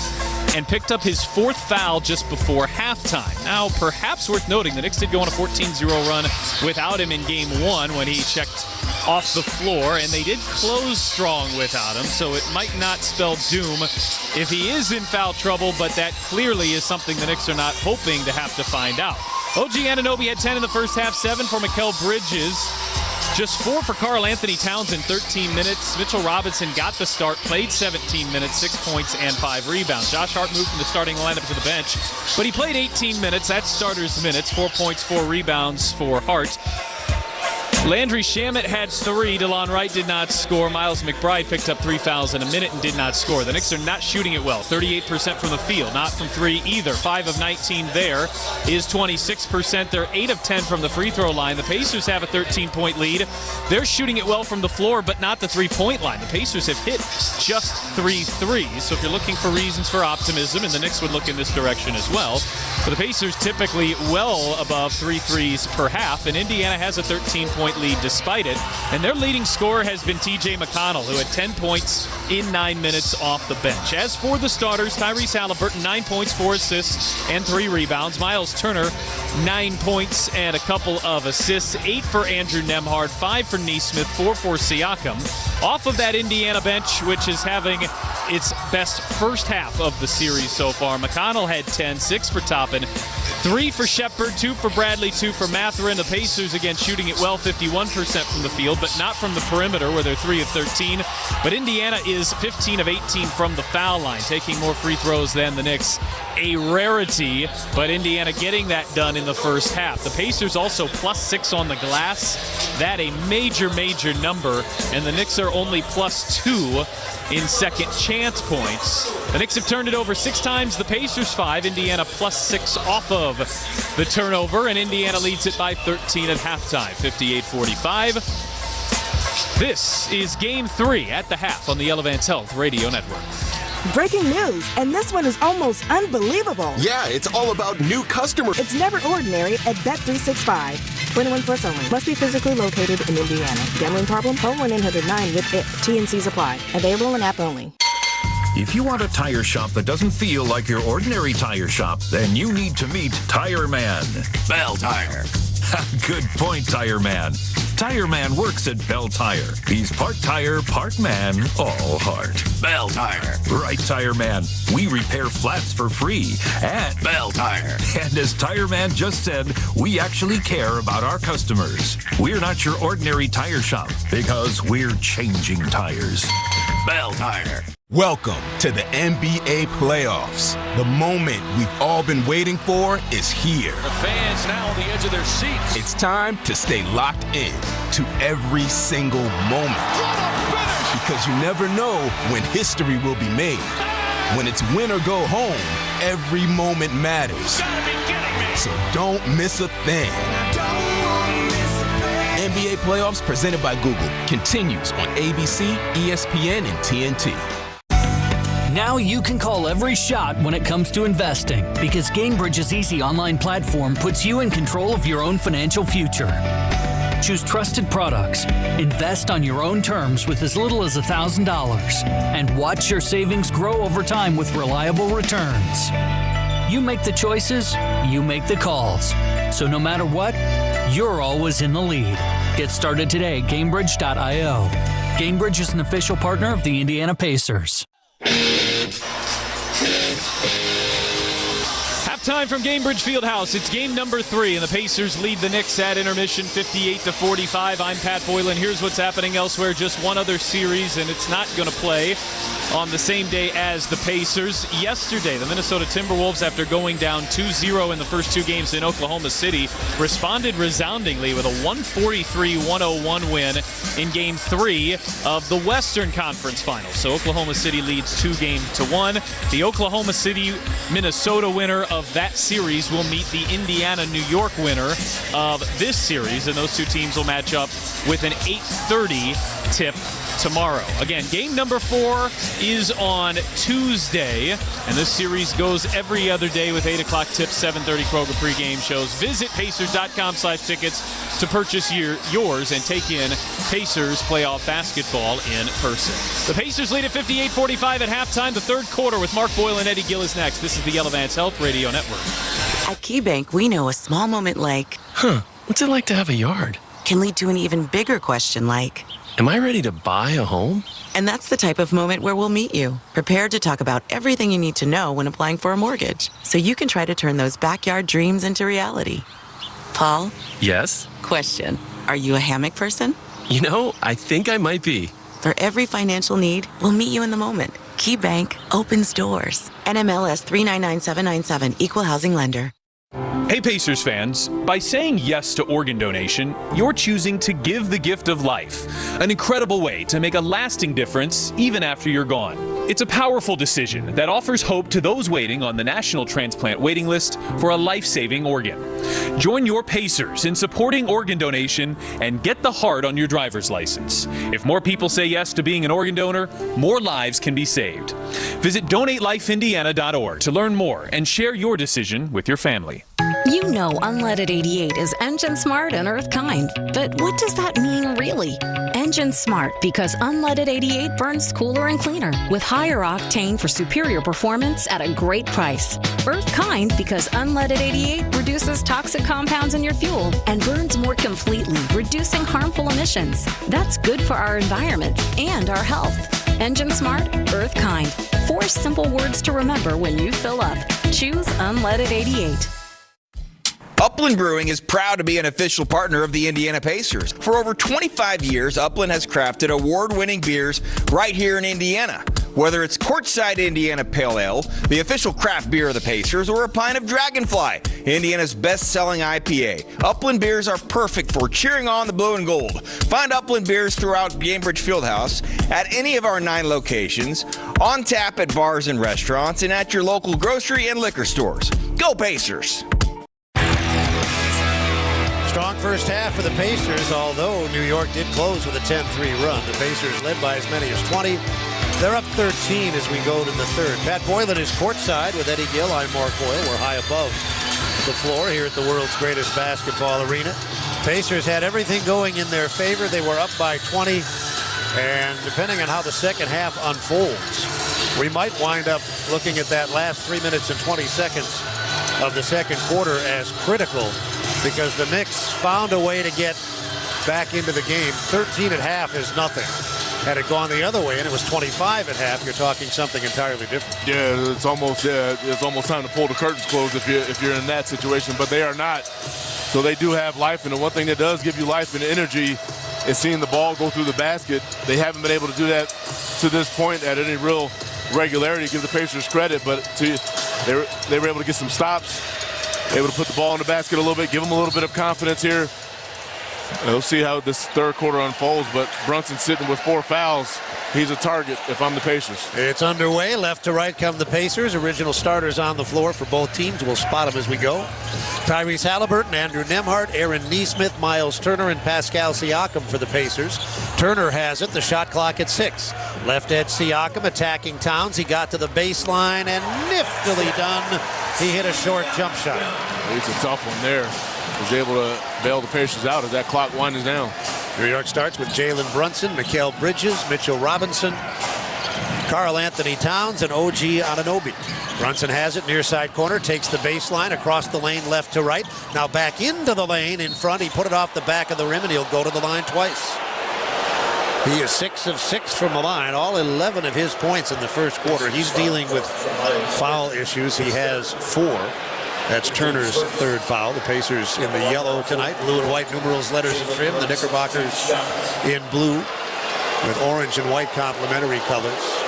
What kind of tactics can a savvy veteran guy like Brunson use to avoid picking up that 5th foul?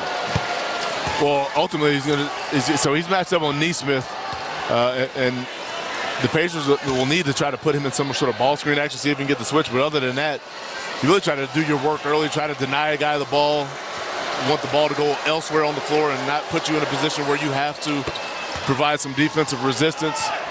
I think it's imperative in that situation. You do all of your work early and don't put yourself in a bad position. He hits the foul shots. 8 of his 13 points have come from the line. Indiana by 13. A step-back 3 out of the near corner. Halliburton missed. Brunson claims the rebound. Up the floor comes Bridges, bouncing to the far corner. Anunoby, played by Siakam, drives it with the left hand, juggles it as he gets to the side of the lane, and then deals it up top to Bridges. Bridges takes the left hand all the way down to the left baseline, feeds the right corner. Brunson to the right sideline, the shot clock at 5. Up top, Bridges to Anunoby. He'll have to hurry. Will he get off the 3? He will. And he got the bounce off the front of the rim. New York has cut the lead in half. It was 55-35. They're on a 15-5 run since. And it's 60-50. Into the lane. Turner down deep, and he banks it in against Towns. Towns tries to come over to provide some help, but he's there a step too late. Nembhard found him at 62-50. 10-14 left to play. Third quarter, game 3. A Pacer win would improve Indiana to 3-0 in this series. No team has ever recovered from a 3-0 deficit in a best-of-7 in the NBA. Foul line Brunson. He'll let it go from there. Back rim. Didn't get the bounce. Rebound Nesmith. Pacers doing an excellent job on the glass. They're +6. Nesmith, front court, left side. Center of the floor, Halliburton. Off a Nembhard screen. Towns picks him up. Halliburton gives it to the sideline where Siakam sends it right back to Halliburton. Halliburton, center of the floor, Siakam, 7 to shoot. He'll take it right at Towns. He got to the front of the rim. His fade, though, is off the back of the rim. A loose ball foul in the lane will go against Indiana. 9:35 left to play third quarter. New York will bring it from backcourt near sideline. That foul, 2 minutes and 25 seconds into the third quarter, is called on Nesmith. It's his second. Well, first couple possessions, again, Pacers have been able to really score it at a high level, but also are not putting Brunson into action to make him defend. He's got the ball out near the timeline, slightly right of center. Using the left hand to penetrate the arc, he continues to the front of the rim and scores from there. New York inching closer. It's 62-52. Halliburton has it, left edge of the arc. Now backs it up against Towns. Feeds it to the foul line. Siakam gives to Turner. And now back to Halliburton with 10 seconds to shoot.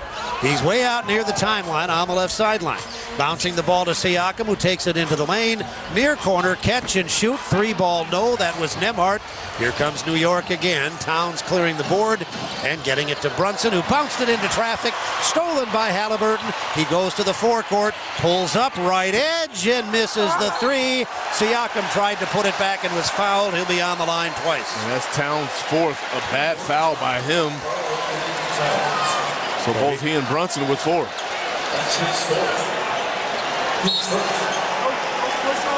You never know unless you're actually one of the people in uniform. And we're high above courtside. New York just looks tired to me. There's just been a number of plays, especially in the defensive transition perspective, both in games 2 and here in games 3, where they are just slow to get back, slow to match up. Communication isn't great, all leading to opportunities here for the Pacers. Siakam misses the foul shot. We've talked about his inconsistency from the line in this series previously. Under 70% from the foul line. Other than that, though, he's been his usual reliable self. Had 39 in game 2. That's a playoff career high for him. After missing the first, he makes the second. He's got 7 points in this game. And the Pacer lead is 11. New York was down 20. They can get that deficit inside of double figures on this possession. Brunson has it. He'll bring it up. Left side of the floor. Crosses. Now he's on the logo at center. Moving to the edge of the arc. Whips it cross court. Catch and shoot 3. Bridges. Nope. Rebound down low. Nesmith. He'll hand to Halliburton. The Pacers in business. Halliburton to the top of the arc. Holding the dribble there. Played by Brunson, who's got the 4 fouls. Pulls up right wing and scores. There we go. Nice job there. They do put him in action there, and he has a limited challenge there on the shot. 65-52 Pacers. Pass into the lane, actually hit the rim. Here comes Halliburton. He's got Siakam with him. He's outnumbered 2 versus 3. Brings it back out. And Nesmith from up top buries a 3. That one had zero room for error. It was a line drive, and it found the target perfectly. He is shooting extraordinarily well from out there. Blistering three-point shot maker right now. And this is going to force a timeout here by the Knicks. Understanding how important this stretch can be for the Pacers.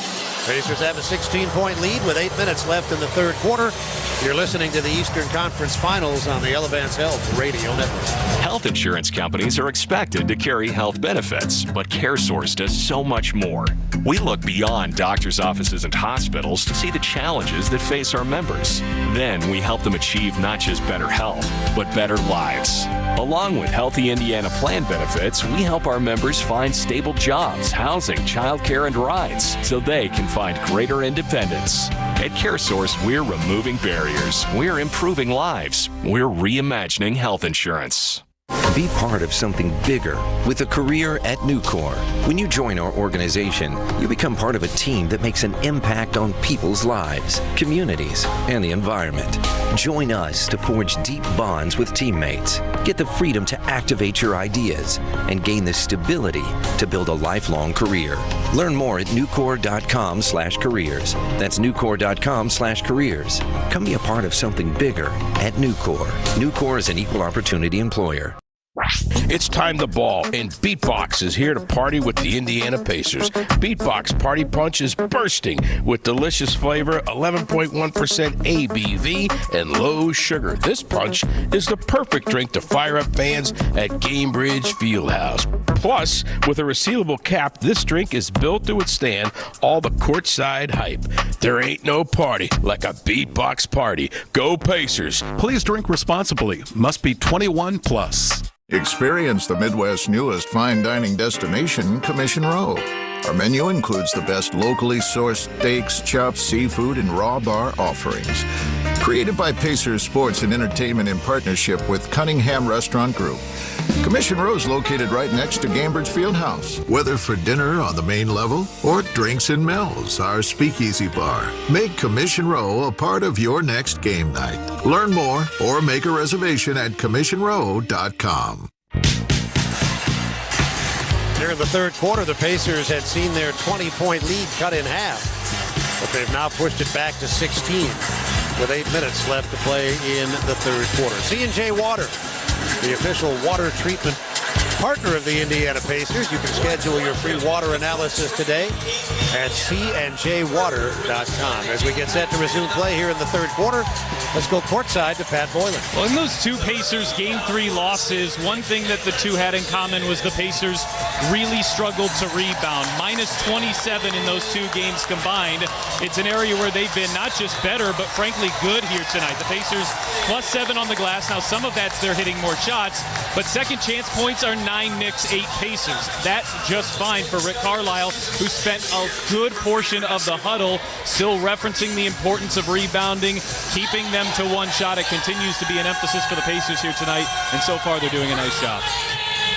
Out of the timeout, Indiana will play with Halliburton, Turner, Siakam, Nembhard, and Nesmith. In other words, no changes. New York will continue to operate with their preferred five: Brunson, Bridges, Robinson, Towns, and Anunoby. They'll bring it to link. They're down by 16. And Brunson has the ball. He'll take it through the logo at center court. Left-hand bounce, and he's into the forecourt against Nesmith.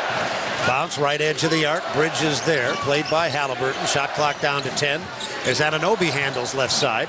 He'll launch a three and hit it from the sideline. It's a very tough one, keeping the Knicks in this game. That's his fourth three in 6 tries. New York down 13 with 7.5 to play in the third. Nesmith gives to Siakam. Siakam bounces to the center of the floor, and now Turner hands it off to Halliburton. Right sideline, Nembhard moving the dribble to the wing. Now circles to the left hand, bounces to the right block. Turner there, one-on-one with Towns. 4 seconds to shoot. Turner leans in and lost the ball out of bounds. Last touch, though, by Towns. He was trying to earn a trip to the line. He didn't get that. The Pacers do have the ball, but they've only got 1 and 1/10 seconds to get a shot off. Very close. Love the shot fake. Towns was able to evade drawing that foul, or committing that foul, I should say. Inbound to Nembhard. He got the shot off from the left of the rim, but left it short. That was a huge play by Towns because that would have been his 5th foul. Yeah, he would have had to have exited. or give up more points, one of the two. Brunson also with 4 fouls has the ball for New York. Towns looks into the lane, and now off the ball contact. Nembhard hits the floor. Anunoby hits the floor, and the foul is on Nembhard. That's his first. Team fouls, Indiana 3, New York 1. Anunoby was trying to get to a post-up position there, and Nembhard challenging to get to a front. It's a little too aggressive there. Pacers are in front by 13 points. New York has the ball. The shot clock is at 14. And Anunoby gets it into Towns, who in turn relays to Brunson on the logo at center court. Robinson over to screen. Brunson drives to his right. Now takes the left hand to the foul line. Leans in. Can't get the shot away. Threw it away. Nembhard stole it. Nembhard into the forecourt slowly. He's outnumbered. He's going to get it to Halliburton, who sent it to the top of the circle. And from there, Siakam did the rest, cruising in for a dunk. Beautiful break, running the lanes in an outstanding fashion. 15-point lead. Bridges has it for New York. Down the right side he goes, across the lane right to left. He then turns and converts a soft jump shot. 9 for Bridges, 70-57. New York shooting the ball better here in the third quarter than they did in the first half, but they're down by 13 points. Halliburton against Brunson. Turner screens. Brunson backs off. Ball goes to the corner. From there, Nesmith drives the baseline and tried to relay it into the near corner. Nembhard was there, but it was knocked out of bounds. Nesmith is on his back, and he's holding his right ankle. He's down with an ankle here. He's trying to rise to a seated position. At minimum, he is in a tremendous amount of pain. Now he's helped to his feet. He's consistently had little tweaks of the ankle really throughout the season. Well, remember, early in the season, he missed 37 games with that bad left ankle. And he is definitely limping as he heads to the sideline. He will, at minimum, be looked at by the training staff. And this one, it's his right ankle here that he was favoring. Ben Shepherd will replace him. Yeah, he'll be heavily relied on again, Ben Shepherd. He'll be helped to the locker room. We'll take a look at him there. We'll get a report. And we'll pass it along as soon as we can. Nembhard's inbound, cross court to the far sideline. Shepherd has it up top to Turner. Indiana by 13 halfway through the third quarter. Turner with a strong drive, and he earns a 2-shot trip to the line. He got Robinson on his hip, and Robinson had to foul. Yeah, very alert play here by Miles Turner, recognizing the clock. Just puts his head down to attack the basket. Turner missed a pair of foul shots earlier in the game. He's had a good playoff run shooting the ball. 51% from the floor, 42% from three-point range. And as he hits the foul shot, he's averaging in the playoffs almost 2.5 blocks a game. He's doing a great job with his timing, anchoring the defense. Guys are beat on the perimeter. Hits the first one. Indiana by 14. 5 minutes, 58 seconds left in the third quarter. Indiana by 15 as Turner buries a pair. 5:55 left in the third quarter. Toppin is also on for the Pacers. Siakam off. New York still hasn't substituted here in the third quarter. Brunson with a 3 off the bounce from the left edge. Missed it badly. Rebound, though, picked up by Bridges right of the hoop, and he finishes. And that's one of those bad misses. You can't judge where it's going and how it's going. It just lands in the hands of Bridges. 72-59. Toppin takes a bounce pass, misses the layup, and the tip left of the goal. Good setup by Halliburton, but Toppin couldn't take advantage. Now New York down 13 with Brunson getting it to Towns. His 3 hits the front of the rim. Tapped up too hard by Bridges. Here comes Toppin into the forecourt, driving into the lane. He's at the goal. He's tied up, and he throws it away. Bridges saving it from going out of bounds, but now it's loose out near the foul line. It winds up with Halliburton on top. His pass deflected. New York has it on the turnover. A frantic exchange of turnovers there, and Bridges takes it to the other end. On the far sideline, he gives up the dribble, sends it to Towns. Towns feeds it into the lane. It's knocked away from Brunson. Stolen by Turner. Nembhard ahead to Halliburton. The lob to the goal. The dunk with 2 hands by Toppin. Big time transition play. You know what's happening when they get that 2-on-1 break. 74-59. Halliburton now with 6 assists. Bridges walks it up and gives it to Brunson with 4.5 to play in the third. Brunson on the wing against Halliburton. Terminates the dribble. Ball knocked out of bounds. It'll belong to New York on the far side near the hash mark with 8 to shoot. Listen, Mitchell Robinson has zero gas in the tank. Zero. Well, we talked about this in game 2. He averages 17 minutes a game.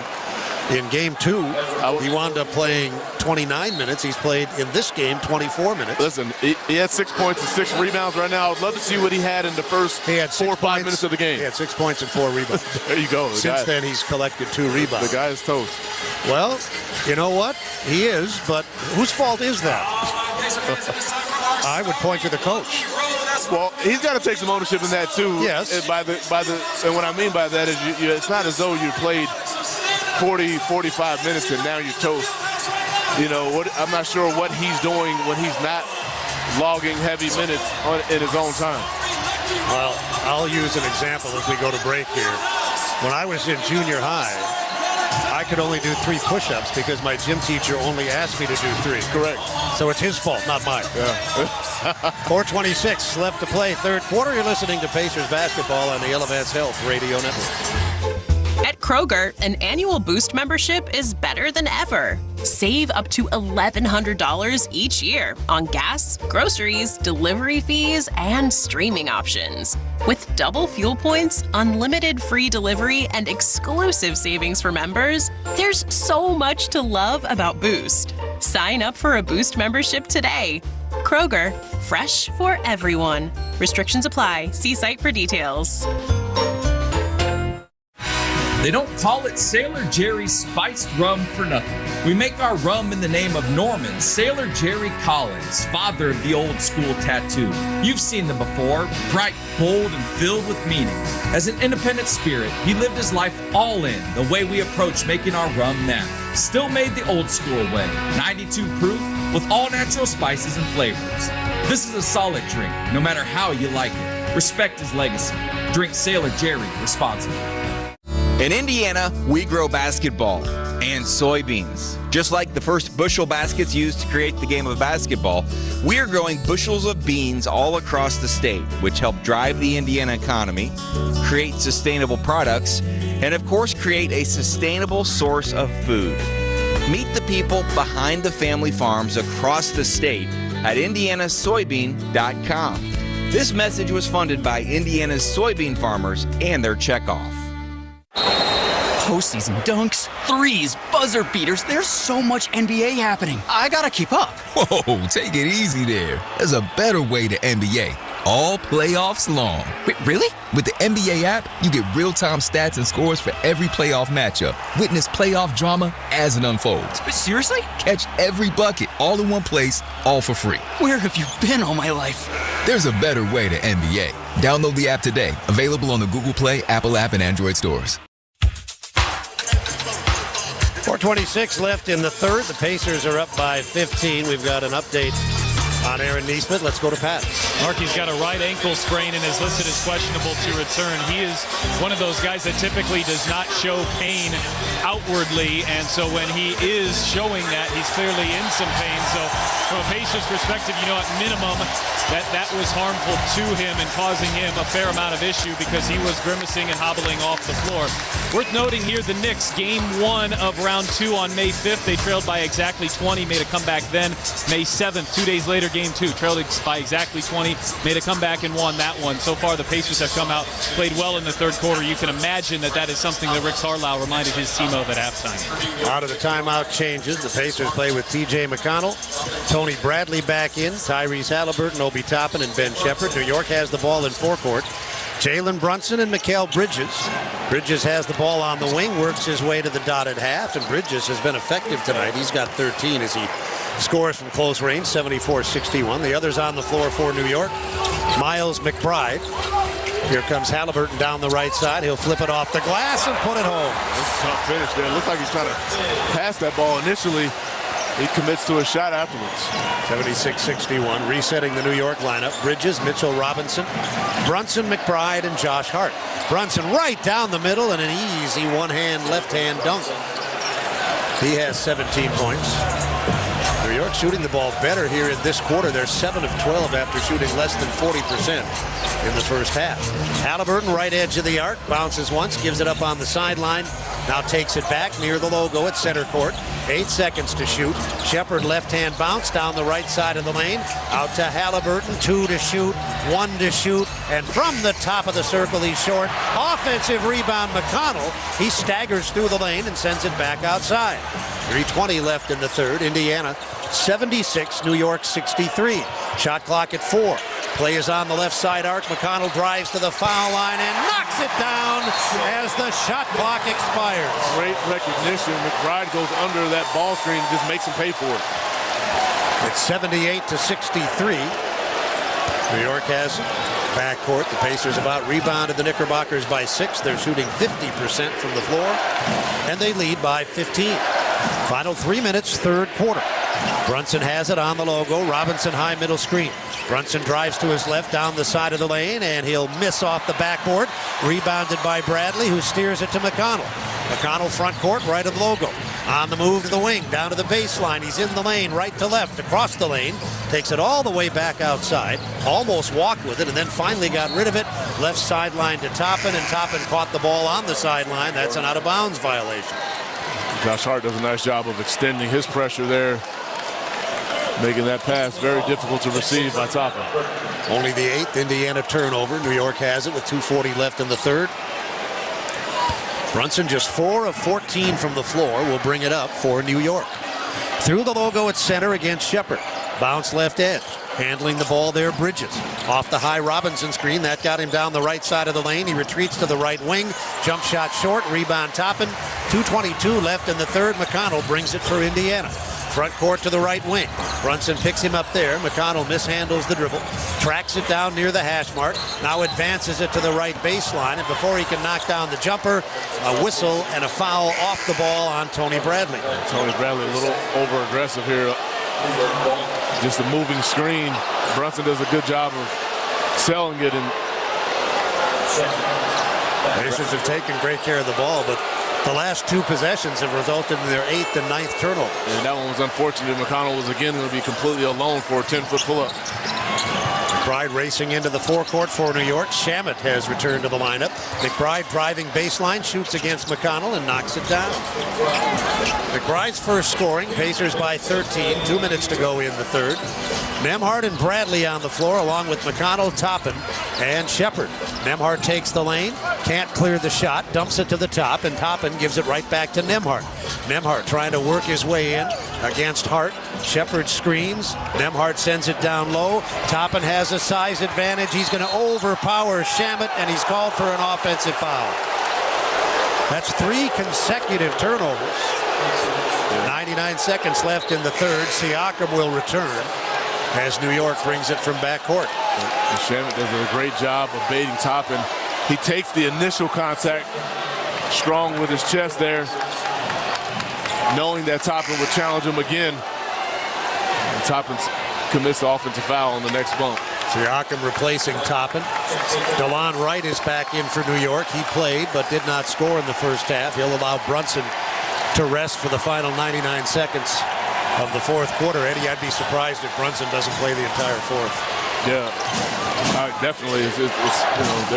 This life is on the line right now. Desperation situation for New York. They're down 13 and in danger of falling behind 3-0. McBride pulls up, misses a jump shot left of the lane, but he's fouled and will shoot 2. McBride's gotten a little bit more aggressive attacking McConnell the last couple of possessions. And of note, Nesmith made his way back out to the bench, so we'll see if we'll see him return.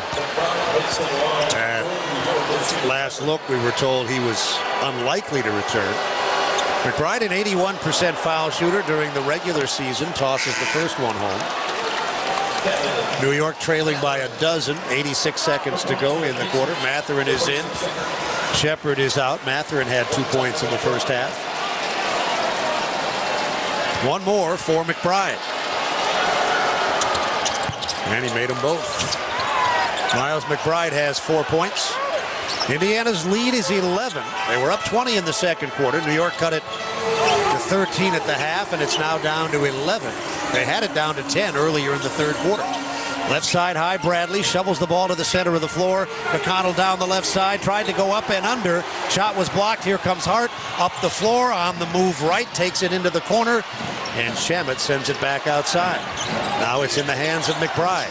Working to the foul line, gives it to Wright, who juggles it. Now controls it with 10 seconds to shoot. Less than a minute to play in the third quarter. McBride with a 3 over Nembhard. That was a beautiful shot. He is having himself a nice close to this quarter, and the Knicks are back in it. They have cut it to 8 with 49 seconds left in the third quarter. McConnell has the ball for the Pacers on the logo at center court. Shot clock down to 10. Stationary bounce. Now he moves forward with a right hand, and that's an offensive foul on the screen on Mathurin. The turnovers mounting in this quarter, and that's the second one just from setting a screen. Pacers had 5 turnovers in the first half. They've got 5 more here in the third quarter. Towns returns for New York. They closed the second quarter impressively, and they're doing the same here in the third. Yeah, just setting the stage for a very interesting fourth quarter. Ball will be moved into the forecourt by McBride. 34 seconds left in the third. 13 seconds separate game and shot clocks. McBride lost the ball. It's loose on the floor. It squirts toward the sideline. Nembhard picks it up. There is time between game and shot clocks, but it's minimal. 20 seconds to play, 18 seconds to shoot. Indiana leading by 8. 17 seconds to play in the third quarter. On the logo at center court is McConnell. We're down to 9 seconds to shoot. McConnell driving right hand, center of the floor, Mathurin, 5 to shoot. Into the lane, beautiful pass, and Turner dunked it. Great pass by Mathurin. They just lose Turner. He gets an easy 2. 3 seconds to go. McBride beat the clock, but missed a 3. And that's the end of the third quarter with the score. The Indiana Pacers 80. The New York Knickerbockers 70. You're listening to the Eastern Conference Finals on the Elevance Health Radio Network. Hi, this is Archie Manning. After years of playing football, I've learned to listen to my body. These days, that includes listening for signs of heart problems like chest discomfort or feeling tired from doing simple activities. The expert team of heart specialists. Where in the world are you watching from? Thanks for hanging out with us today, this morning, this evening, middle of the night, wherever it is where you're watching from all over the world. Now's the time of the show. Please let us know where you're watching from in the chat. Let us know your city and province in there, city and state if you're in the USA, or all over the world. Send those flag emojis out and let's see where the world is gathering from. Hanging out together, making a difference with SickKids Hospital in Toronto. Thank you for being here. Just by being here, you're making a difference. With every view, it calculates into our donation as we do a percentage every single month. Where in the world are you watching from? Now's the time to show for you to let us know where you're watching from in that chat or by visiting our new live viewers website. Holy Mackinac! As we are passing 100,000 insiders on Toronto Sports Insider, the playoff pulse is a global force. Visit TorontoSportsInsider.com to see our live viewer map and where fans are cheering from right across the globe. While you're there, check out our awesome new website and fresh merch options. Let's keep growing this global community. And for expenses big and small, so your money can make money. Mike, how's that sound? Sounds like match point. Sounds like love. We could serve up tennis puns all day. For every financial need, we'll meet you in the moment. KeyBank opens doors. KeyBank member FDIC. Hey, this is Miles Turner, and you're listening to Pacers Basketball on the Elevance Health Radio Network.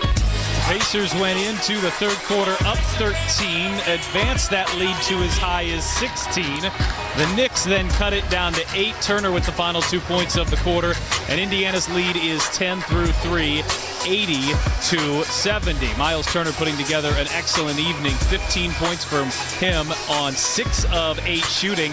Halliburton has 13 points and 6 assists for Indiana. I'm Pat Boylan. Let's go back upstairs. Here are Mark Boyle and Eddie Gill with the floor.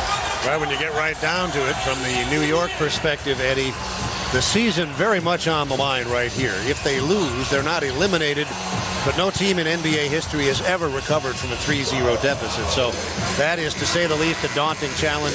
Their season really is on the line in the next 12 minutes. And I think this quarter comes down to sense of urgency. Which team can play with that sense of urgency and surpass the other? And with great discipline alongside it. New York will have the ball to start the fourth quarter. They'll play with Josh Hart, Delon Wright, Miles McBride, Landry Shamet, and Karl Anthony Towns. They'll continue to rest Brunson. The Pacers with T.J. McConnell, Pascal Siakam, Benedict Mathurin, Andrew Nembhard, and Miles Turner. New York right to left. They're in the blue, orange and white, numerals, letters, and trim. The Pacers are in the yellow with the blue and white complementary colors. Fourth quarter underway. New York down 10. And on the right edge of the arc, McBride sends it to the top of the circle. Towns right back to McBride, in on the left side, can't finish. Offensive rebound by Hart, up to the top, and Towns delivers a three. It is Josh Hart once again. But the problem is McBride shakes loose. Siakam got to bring the help, and Josh Hart's able to follow him for the offensive rebound. They're within 7 with 11:28 to go in the fourth quarter. They haven't led since back in the second quarter. On top, Siakam has the ball, giving it to McConnell. McConnell on the logo at center court, advancing it with the left hand down the left side. Runs into double team, got it to Turner, and Turner missed the shot as he was fouled from about 20 feet out. He'll go to the line. Bad foul by Hart. I mean, Knicks have done everything they needed to do on that possession. Turner will look to capitalize at the free throw line. Turner will go to the line, trying to increase the lead. The game was tied at 24, again at 26. The Pacers led by 4 at the quarter.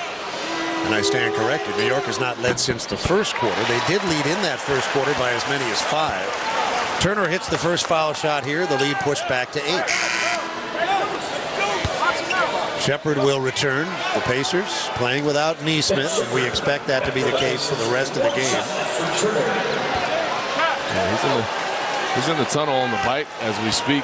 Well, so they said doubtful, but they didn't say impossible. Yeah, I'm not sure where that will go, but obviously the Pacers ideally would like to turn the lights out here without him. Turner hit the foul shots. The lead is 9 as Wright brings it up for New York. Center of the floor, handling it is McBride. McBride dumps it to Shamet. Shamet working Mathurin out near the logo with 10 to shoot. And there's contact and a foul. Out at the top of the arc, McBride came over to set a screen and was knocked to the floor by Shepard, who now has 4. Yeah, some of these plays, that's just, again, I like the aggression here, but just too aggressive, and that's an easy call there for the official out there. Wright will play it in. They've got 14 seconds to shoot. 10:57 to play. Ball into the far corner. From there, Towns against Turner. Towns hasn't used his dribble, now will with a left hand. He's in the lane at the dotted half. Nicely done. He turned to the hoop and put it in off the glass with the right hand. Yeah, tough finish there. Turner, solid one-on-one defense. Lead back down to 7. Shepard with it, left side to McConnell.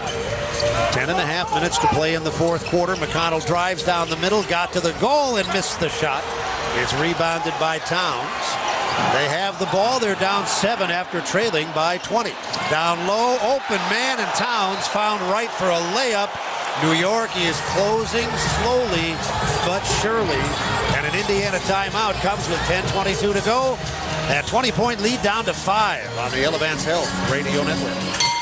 If you want a tire shop that doesn't feel like your ordinary tire shop, then you need to meet Tire Man. Bell Tire. Good point, Tire Man. Tire Man works at Bell Tire. He's part tire, part man, all heart. Bell Tire. Right, Tire Man. We repair flats for free at Bell Tire. And as Tire Man just said, we actually care about our customers. We're not your ordinary tire shop because we're changing tires. Bell Tire. What if healthcare worked for everyone? What if your health was measured by more than your vital signs? What if zucchini and kale were as accessible as burgers and fries? What if AI helped doctors to know what your body will do before you do? We aren't just asking these questions. With our health plans and services, we're taking steps to address them. Elevance Health, where health can go. Learn more at elevancehealth.com. Breaking news coming in from Bet365. Gambling problem? Call 1-800-9-WITH-IT. 21 plus only. Must be physically located in Indiana. T&Cs apply. Thanks for showing up, Indy. Nothing beats catching your Pacers IRL, and nobody knows that better than you. So next time you want to hit up a game, Ticketmaster's got your back with tickets to every upcoming matchup. Whether you are catching the Pacers at home or on the road, you'll find tickets at Ticketmaster. the official ticket marketplace of the Pacers and the NBA. Keep putting that jersey collection to use and get Pacers tickets today. There is no better brag than saying you saw it live. See you courtside again soon, Indy. New York was down 15, but they bridged the third and fourth quarters with a 14-4 run. And they're within 5, early fourth as we go to Pat.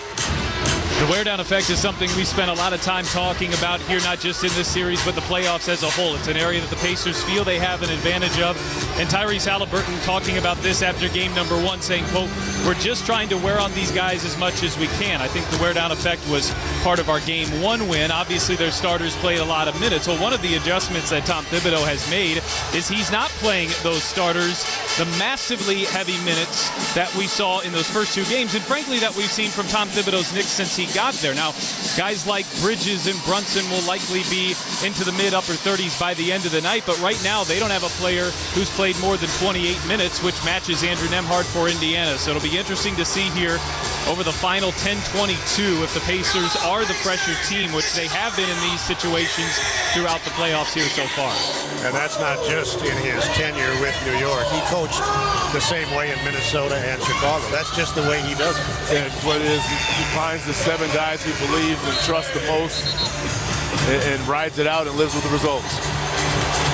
Pacers out of the timeout, have a 5-point lead in the ball. They bring it the length of the court. Siakam, Turner, Mathurin, Shepard, and McConnell against McBride, Wright, Shamet, Hart, and Towns. New York pressuring in backcourt. Pacers get it in. Mathurin back to McConnell. He'll bring it up against McBride. Left hand through the logo and into the forecourt with 10:14 to go. The Pacers have the ball. A 5-point lead. New York is on a 14-4 run. Pass into the post, slapped away. On the steal, McBride up the floor to Hart. Hart gives it up on the center of the floor. Driving down the middle is Towns, and he lays it in. Turner knocked into the floor, and Towns has a chance for a 3-point play. And that's his 3-point shooting. That's the result of that one there. He's in that trail position. Turner closes to it, and Towns just immediately attacks the basket and finishes with the left. Towns had 4 points through 3 quarters. He's got 7 more in the first 2 minutes of the fourth. He's on the line as Nembhard and Halliburton return for the Pacers. Mathurin and McConnell are out, and Towns, who has not been to the line, will go here. He's a good foul shooter, 83% during the regular season. Interesting to see. Pacers in a unique position for them in terms of having big leads and blowing it. And now Shepard grabbed the rebound off the free throw miss, and McBride with an excellent play reached in and tied him up. Absolutely. Yeah, absolutely. Great job of getting in there without fouling. See if he can get the Knicks an extra opportunity here with this jump ball. Boy, McBride has really played a key role in the second half. Yeah, he came in that third quarter, was really aggressive to score. Got a couple to go there, and that's a big play here. Shepard listed at 6'6", McBride at just 6'1". And the tap is controlled by New York. They've got a full shot clock. They're down by 3. They're on a 16-4 run. Here's McBride wanting 3 and missing from the left edge. Turner is there to collect the rebound. The Pacers shaky at the moment. Their 20-point lead down to 3, bringing it left to right with 9:40 to go. They need some solid possessions here. Halliburton picks up the bounce, perimeter right, goes to Turner on top. Turner holding it head high, got it to Siakam, left of the lane. He is confronted by multiple defenders. He scores from the baseline as he's fouled. A chance for a 3-point play. He was surrounded, and he calmly just drifted to that baseline and scored on contact. Listen, post-up situation, he is deadly, turning to that right shoulder for the fadeaway. He's able to get that one to go with contact. Those 2 points there puts him in double digits. See, can he ride some of that momentum to get going here in this fourth quarter? He's 1 of 2 from the line. Anunoby is back in for New York. Shamet is out. Well, that New York bench did a really nice job. No question about it. We saw this. It was a game 1 where Brunson went to the bench and they went on a 14-0 run. And they've been able to go on this run with Brunson on the bench. Siakam continues to be erratic from the foul line. He misses this one. Pacers leading by 5, 9:19 to go. Right edge of the arc, Anunoby has it. Halliburton is on him. The shot clock is down to 8. Ball goes right wing. Towns attacking Siakam. Backing in with the left hand. He got to the rim and he's fouled. On the line twice. That's Siakam's first. Team fouls Indiana 3, New York 2. And Towns, who was very quiet through 3 quarters, is very assertive here in the fourth. Yeah, he's gotten very aggressive. And again, with no Brunson on the floor, unless it's transition or McBride, who's been very effective, they're going to try to get Towns something good, and they were able to get the matchup they wanted one-on-one in the post against Siakam. 2 foul shots here for Karl Anthony Towns, and he knocks down the first.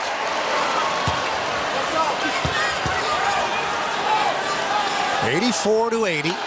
New York desperately trying to avoid going down 3-0. They've been behind most of the night. Biggest deficit was 20. That was back in the second quarter. And now Towns, after making the first, buries the second. They're back to within 3 at 84-81. 9 minutes to play in the fourth. Halliburton brings it up. Sends it to the left sideline. Nembhard back to Halliburton. Driving down the right side into the corner. Shepard up top to Nembhard. Nembhard working hard with a shot clock at 9. Drives it to the right wing. Pulls up side of the lane and he's hammered. Hart got him. And with 8:48 to go, Nembhard will go to the line. Great pace again. Specifically change of pace there by Nembhard. With that initial burst to get into the hip of Hart and draw the foul. Of note, now Hart, Brunson, and Towns all have 4 fouls. Brunson's going to check back in following Nembhard's first foul shot, which slams off the back of the rim. He had made all 4 of his foul shots before that. Brunson in and Wright out. Bridges returns and McBride is out. They have slowly gone back to the 5 guys that have started the first 2 games in this series, and in fact all of their playoff games until tonight. Hart working off the bench with Robinson starting. Nembhard hits the second foul shot. It's a 4-point game with 8 minutes and 47 seconds to go. New York into the forecourt. Brunson way out on the right side with the left hand, gives it to Hart. Hart to Anunoby. Anunoby to the center of the floor, catch and shoot 3, and Towns hits. He needs very limited, if any, space to get his shot off because it's a set shot, and he's 7-1. He has scored 12 points in the first 3.5 minutes of the fourth quarter. They've cut the lead from 20-1. Turner counters with a misfire from 3-point range. Rebound snagged by Hart. And they, after trailing by 20, can take the lead here in the fourth quarter. 8:10 to play. Hart bounces it right wing. Backing in, Bridges against Halliburton. Turns, is double teamed as Nembhard comes to help. Right down the middle of the lane. Towns took it, dunked it, and drew the foul. Nembhard tried to get there to draw the charge, but I believe his feet are inside the circle. They'll take a look at it. Karl Anthony Towns will go to the line through 3 quarters. He was 2 of 8 from the floor with 4 points. Here in the fourth quarter, an entirely different story. He's 5 of 5 from the floor and has scored 14 points in 4 minutes. Well, and he's had 4 fouls this entire time all the while, so these types of situations, even more imperative to go after a guy when he's teetering on foul trouble like this. He completes the 3-point play. They've outscored the Pacers 17-5. Here in the fourth quarter, they lead by 2, their first lead since the first quarter. It doesn't last very long, though, does it? Halliburton with a set shot 3 from up top. Cool, calm, and collected Halliburton 3-ball. 88-87 Indiana, 7.5 minutes to play. Brunson has the ball for NYK, working it right side. Picks up the dribble at the edge of the arc, and now it's Bridges with the left hand. In the lane, at the hoop, scooped it up too hard. Rebound picked up off the floor. Nembhard gets it to Halliburton. Pacers 88, New York 87. Halliburton wants 3 more, and he missed it badly. A 3 from up top. Towns sends the outlet to Brunson. New York down 1. Brunson attacks, gets inside, and gives New York the lead back. 19 for Brunson, 89-88 for New York. Now it's Nembhard right at Brunson. No whistle either way, and now the whistle blows. A very late whistle, and it's a blocking foul on Brunson. And that'll be 5, and Rick Brunson and the entire coaching staff over there discussing whether to review this one or not. It's risky. Extremely. Both teams with 14 fouls here early in the fourth quarter. So far, no indication that New York is going to challenge. And now they're going to call it a non-shooting foul. Which that really is perplexing. And now New York takes a timeout. Are they doing it to challenge or just taking a timeout? Looks like they're just taking a timeout. Are they? Well, now they're discussing, the officials, that is. I didn't see any indication that there was a challenge. I don't see any indication either. It looks like just a timeout, although Scott Foster's going to the table now. Let's hear from Scott Foster. The timeout's been called a challenge, ruling on the floor. So the Knicks are going to challenge. They're up by 1, 7:03 left. You're listening to the Eastern Conference Finals on the Elevance Health Radio Network. Discover a career with upward mobility. Lift Academy provides an accelerated path to a rewarding career in commercial aviation. Through the Republic Airways Career Pathway Program, you'll have a defined pathway to Republic Airways. Learn firsthand from experienced instructors. Have state-of-the-art training technology at your fingertips and earn your commercial pilot certificate in as little as 18 months. Visit flywithlift.com today. Lift Academy. Get up here. At KeyBank, we know a small moment like, what's it like to have a yard? Can lead to an even bigger question like, am I ready to buy a home? And that's the type of moment where we'll meet you, prepared to talk about everything you need to know when applying for a mortgage, so you can try to turn those backyard dreams into reality. Paul? Yes? Question. Are you a hammock person? You know, I think I might be. For every financial need, we'll meet you in the moment. KeyBank opens doors. NMLS 399797, Equal Housing Lender. Pacers Nation, game time is Zyber time. Introducing Zyber with X, a nationwide internet service provider born right here in Indy. Zyber is fast. We offer fiber or fixed wireless or both. As the official internet provider of the Pacers, Zyber delivers championship speeds with style, making your internet seamless and worry-free with speeds up to 10 gigabits per second. Zyber is your surprisingly likable internet service Indy. Follow our pace at Zyber.com. That's Zyber.com. Be part of something bigger with a career at Nucor. When you join our organization, you become part of a team that makes an impact on people's lives, communities, and the environment. Join us to forge deep bonds with teammates, get the freedom to activate your ideas, and gain the stability to build a lifelong career. Learn more at Nucor.com/careers. That's Nucor.com/careers. Come be a part of something bigger at Nucor. Nucor is an equal opportunity employer. 7:03 left in the fourth, 89-88. New York leading by 1. The call was upheld. Non-shooting foul. Pacers play it from the side. Both teams shoot the penalty the rest of the way. Still over 7 minutes to play in the fourth.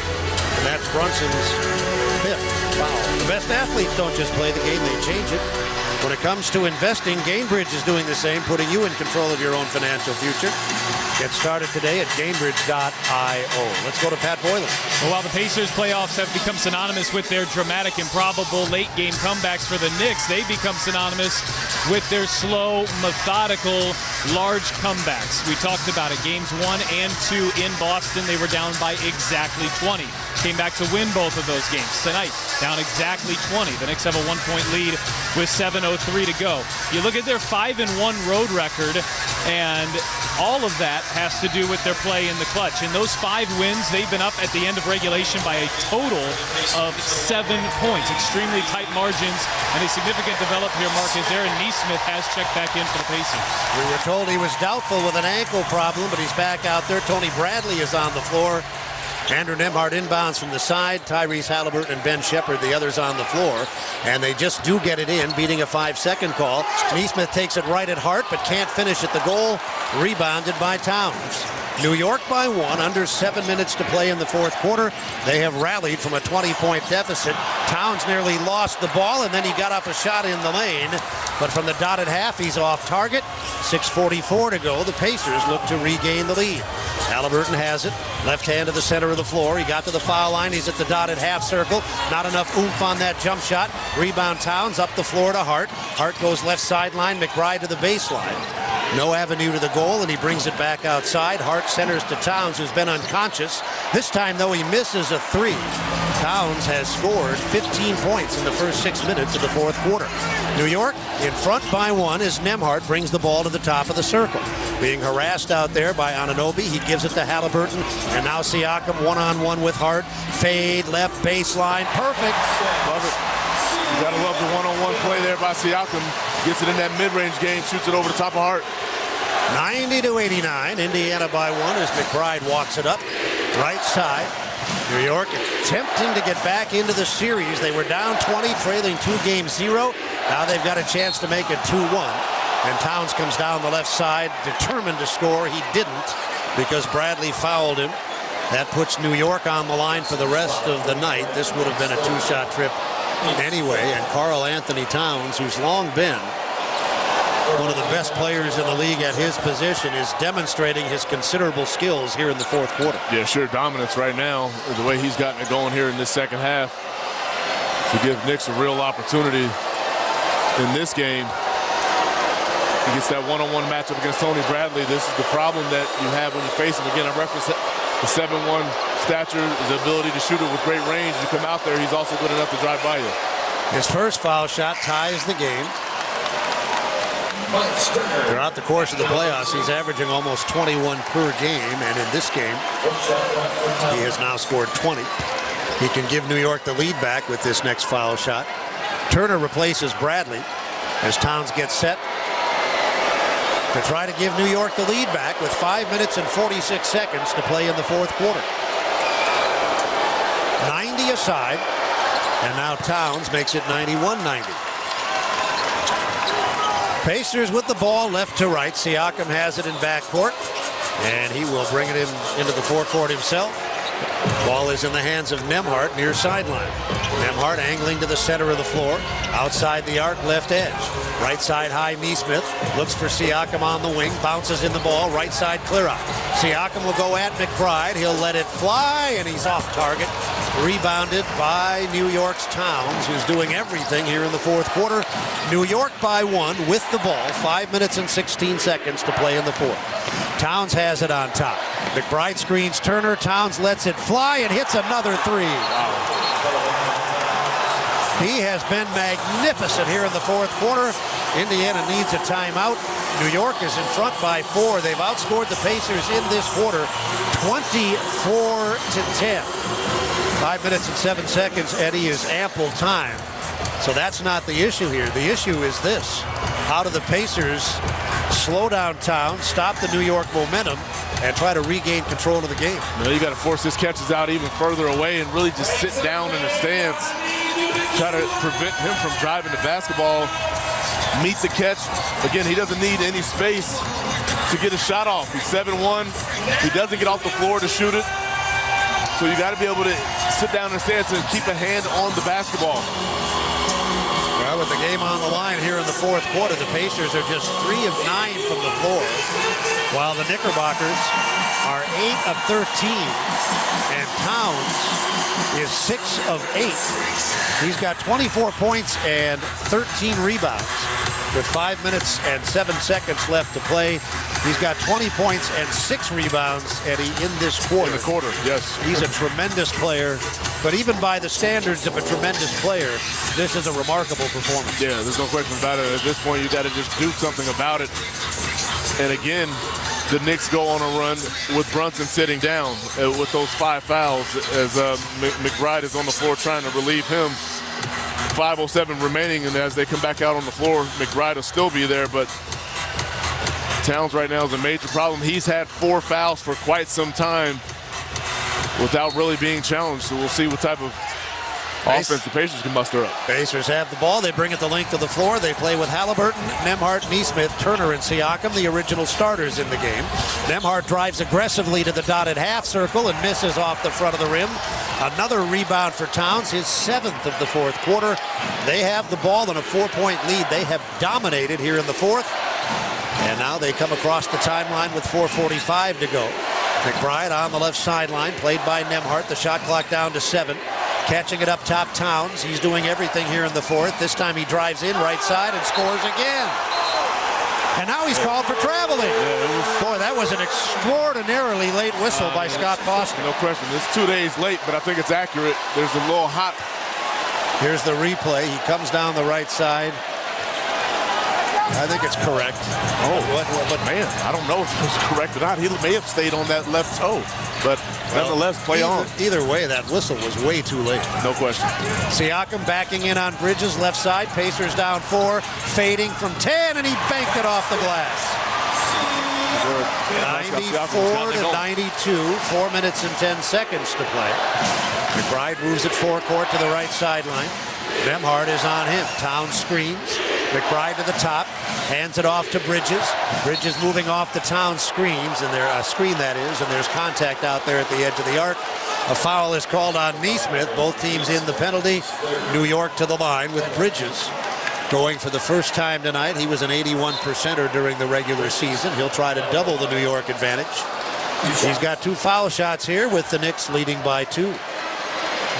I mean, the way Nesmith went off the floor, he didn't look very likely to return. Right now, he commits that foul, but he's moving very well. Positive sign for the Pacers. Foul shot is good. Bridges. New York has outscored the Pacers 25-12 here in the fourth. They lead by 3. One more for Bridges. They lead by 4. Both teams in the penalty. Both teams have 2 timeouts left. 4 minutes to play. Halliburton into the forecourt, moving to the top of the three-point arc. Now retreating just a bit off the Turner screen. That got him to the left side wing. He backs it up to the left sideline, feeds the top of the circle. Turner gives it to Nesmith, 9 to shoot. Nesmith to the right baseline, confronted by Anunoby, muscles his way into the lane, and his shot is smashed out of bounds. He was off balance, and then Anunoby had done a good job keeping him away from the rim. And as he went up to shoot the ball, Anunoby blocked it out of bounds with less than 3 seconds on the shot clock. Near corner inbound. Halliburton gets it to Turner, right edge of the arc. He's going to have to shoot it. He does, and he missed it. That's a shot clock violation. The Pacers offensively have just not been able to get anything going here in this fourth quarter. I talked about it going into it. Which team will play with the greater sense of urgency and great discipline right now? It's clearly the Knicks alongside Karl-Anthony Towns taking this game over. Pacers just 4 of 13 from the floor here in the fourth quarter. New York can take its biggest lead of the night on this possession. They were up 5 in the first quarter. They're up 4 with 3:25 left in the fourth. Towns has it, sends it inside, too far for McBride. He tried to save it from going out of bounds, and he did. Steering it to the near corner, it went out of bounds, and it was apparently off of a fingernail of Nesmith. Are the Pacers going to challenge? Yeah, Nesmith immediately reacted. I didn't think he got it when I looked at it live either. But and give Scott Foster, if you're a Pacers fan, some credit here. He really has been called the challenge ruling on the floor. You are wasting your breath asking any fan to give any official credit. You know that. Listen, he gave them ample time to decide whether they were going to review that or not. And they have decided to do so. So they'll take a look at this in the replay center. It's important to note that the call on the floor was off of Nesmith. So unless they see something to overturn, and the angle that we're seeing, it looks pretty close. Yeah, I don't think so. Well, there was one that looked like he might not have. Yeah. No, he didn't. Now he didn't touch it. Nope. And that's why you hear the fans. There's a camera up on top of the basket, so you're seeing an overhead look, and it went by his hand, and he didn't touch it. I think that's apparent, don't you? Yeah. No, I think it's a very good look there, and looks like we'll get a decision here. Here comes Scott Foster with his verdict. Well, now he's going back to the monitor for just a second. Says something to the official score. After review, Nesmith did not touch the ball as it went out of bounds. The Indiana ball, successful challenge. They still be charged a timeout because it's their second challenge, and they're out of timeouts for the rest of the game. Well, that's good news, but the bigger issue is this. The Pacers have become more or less disconnected offensively here in the fourth quarter. They've got to figure that out with 3:19 to go, down 4. Yeah, and you see the confidence of the Knicks on both ends of the floor growing, especially when the Pacers can't manufacture any clean looks. Halliburton brings it across. Moving off the Turner screen, that got him inside the arc, and his jump shot is good. Very much needed there. Get Halliburton going to a strong hand. pull-up game. The New York lead is 2. McBride will bring it up. The Knickerbockers continue to play without Brunson. McBride brings it to the forecourt. High middle screen, Towns. McBride driving to his right. He got an avenue down the right side. Siakam blocked his shot, but there was a foul on the play. He went up with authority and attempted to dunk it. Siakam did get it, but he banged him with the body. And foul shots are coming from McBride. And everyone wants a review, but that's not an option right now. Well, even if it were an option, that appeared to me to be an obvious foul. Plenty of body contact. Yeah, body down low. He gets a clean up top. Boy, McBride has played a key role for New York here in the second half. He's been good enough to earn himself some more keep out there. And we'll still see no Brunson with just 2:51 remaining. Foul shot makes it a 3-point game. One more coming.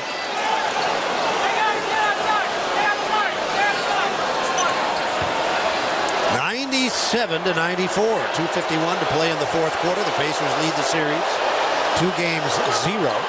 Second foul shot makes it 98-94. Inside of 3 minutes to play as Halliburton walks the ball up the left sideline. Into the forecourt, high middle screen, Turner. Halliburton terminates the dribble, and then we have a whistle over on the other side of the floor. Scott Foster assessing a foul on New York's Towns, and that's his 5th. Some of these fouls are mind-blowing. You're Karl Anthony Towns. You got an outstanding fourth quarter going, and you just body check Turner going to the basket inexplicably. Turner missed his first 2 foul shots tonight. Since then has made 4 in a row. He's got 17 points. First one here is clean. New York's lead is 98-95 with 2:42 to go. Turner with one more foul shot. Josh, you want it?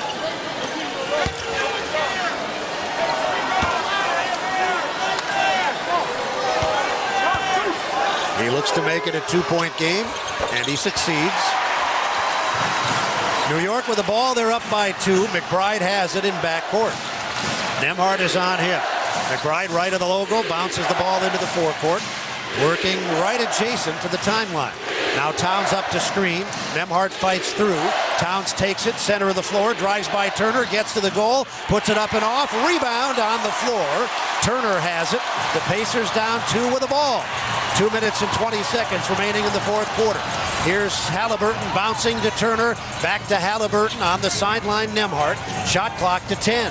Nembhard gives it back to Halliburton. He hooks it to Nembhard, fakes the 3, drives the lane at the goal, into the corner. Halliburton out to Turner, missing the 3. Rebound hits the floor, and Siakam and Anunoby hit the floor too. The ball tantalizingly in the air, grabbed by New York, and nobody picks up Bridges. But wait! Siakam backtracked and blocked the shot.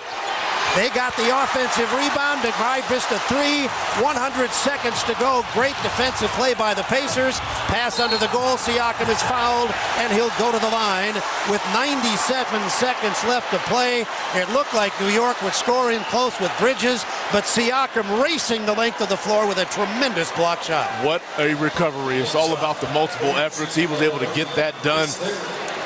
Otherwise, that's going to be a 4-point advantage for the Knicks.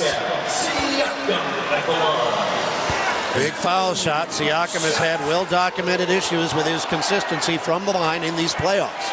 And he's 1 of 3 in this game. They need them both to tie the score.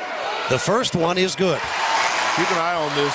Towns did something 2 possessions ago to his left knee. He was favoring it. Brunson is finally back in. Towns is still out there. Yeah, Towns still out there, but he was very gingerly getting up and down the floor the last possession or 2. Siakam will tie the game if he makes this foul shot, and he does. 97 seconds left, tied at 98. Both teams shooting the penalty, and both teams have 2 timeouts. Correction, Indiana has 1 timeout. Brunson has it for New York. Coming off of a long rest on the bench, he drives to the foul line. He's in the lane, bounces to the corner, knocked away and out of bounds off of Halliburton in the corner. 8 seconds to shoot, 81 seconds to play. New York has the ball on the near sideline. You see, and from a Brunson perspective, you sat and watched the last few minutes. Now you come in with the game on the line. Anunoby will play it in. Gets it to Brunson. Near side hash mark, driving in the lane, dotted half. Tough shot. Wow. And he hit a floater from the dotted half circle. Unbothered by the rest. If anything, rejuvenated. They're up by 2, 73 seconds to play. Halliburton against Brunson, perimeter left. Turner screens. Halliburton center of the floor. Towns picks him up.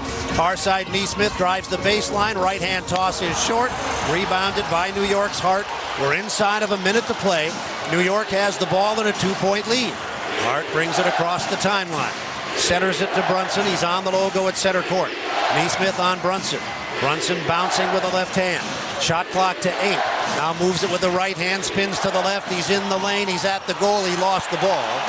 It's out of bounds. Last touch by Neesmith. Shot clock at 3.5 seconds. Think about this. You had Brunson and both Towns in the action on the other end of the floor. And you don't go after either one of them. You just swing it, and they live to fight another day. 3.5 to shoot. Inbound to the corner. Bridges gets it back inside. Fade away left of the lane. It's an air ball and a shot clock violation. Brunson couldn't get it to the rim. 37 and 6/10 seconds to play. That leaves 13 and 6/10 seconds separating game and shot clocks. And now Tibbs gets to make defensive substitutions. And here comes Mitchell Robinson. McBride will return. And so those two will play with Hart, Bridges, and Anunoby. The two men with 5 fouls are off the floor. Pacers down 2. 33 seconds to play.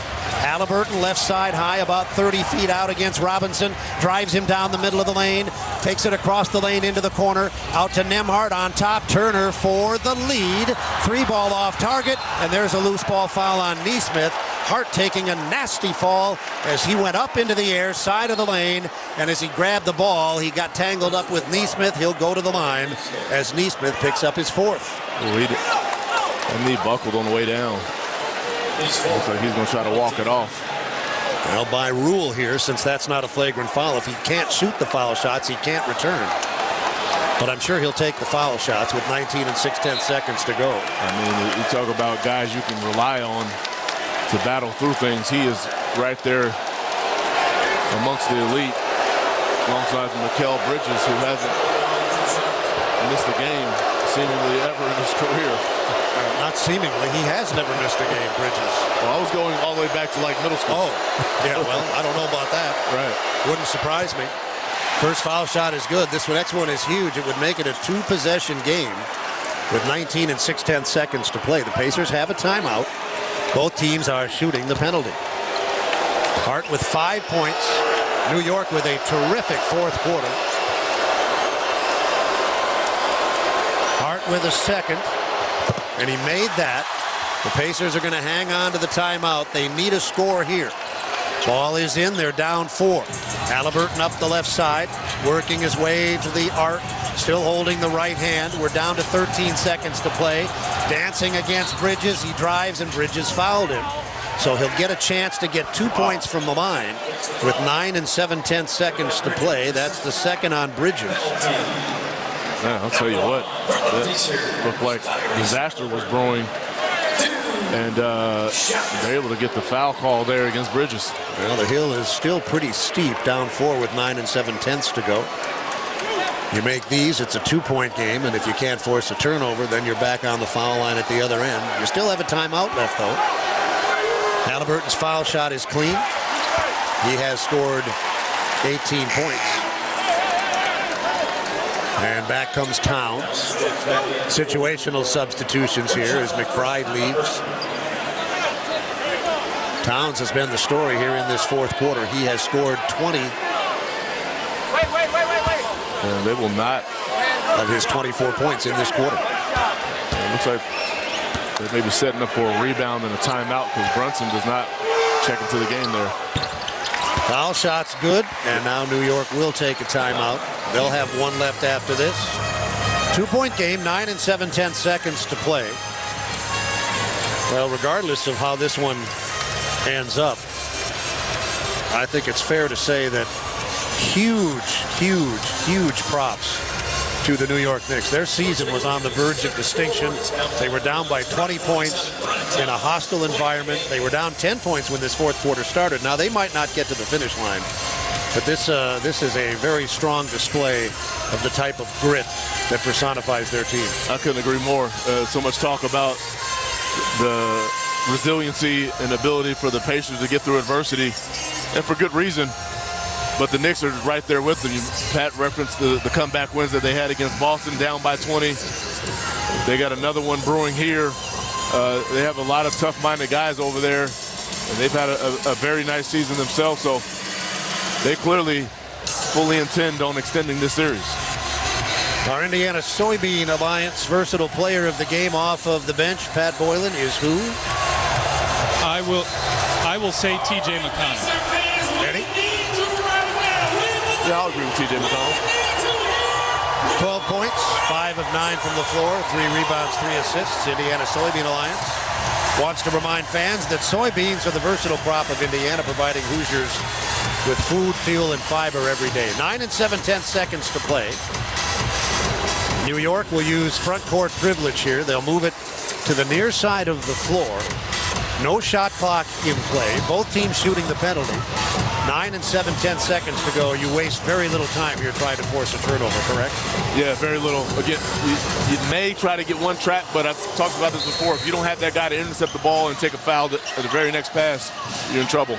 They get it in. Brunson has it. Works it back outside before they foul him. And now that's in direct contrast to what we saw in Game 1, when he had the ball on the other side of the lane, and rather than dribble it outside and force the Pacers' hand, he tried to make a pass into the lane, and that cost them dearly. That was so true. I thought about the exact same thing. And it really set up the same way, except for the opposite side of the floor. And the guy he passed it to was the same guy in OG Anunoby. He was available, but lesson learned, is able to dribble it out and see, can he put some pressure on what made free throws. This is the guy they want on the line. He's 8 of 8 on the night, and now 9 of 9. He can put the Pacers in very choppy water if he makes the second one, making it a 2-possession game. Robinson is back in. Towns is out. Boy, he is badly limping over there. I'm telling you, it's that left knee. He did something, again, a handful of possessions ago. And now Turner's going to check back in for the Pacers. Shepard is out. 3-point game, one more foul shot for Brunson. The Pacers do have a timeout, but if he makes this foul shot, they would need 2 scores in 8 and 1/10 seconds. Yeah, I mean, plenty theatrics and drama-filled games we've seen here from the Pacers. This will be right there with any you name. Big foul shot. Brunson is ready. And his second foul shot makes it a 4-point game. The Pacers will use their timeout. They'll try to score as quickly as possible, but not having a timeout makes it a lot harder. Not saying they shouldn't have taken the timeout here.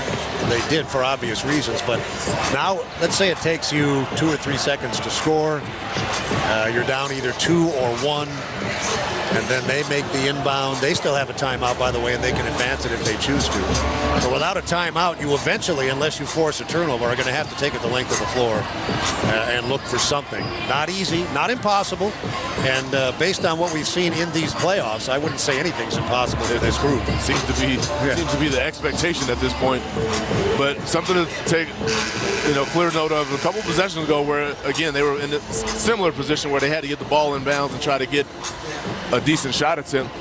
They didn't do a great job with their execution in terms of screen setting and freeing someone up to receive a pass. So with no timeouts available, of the utmost importance here.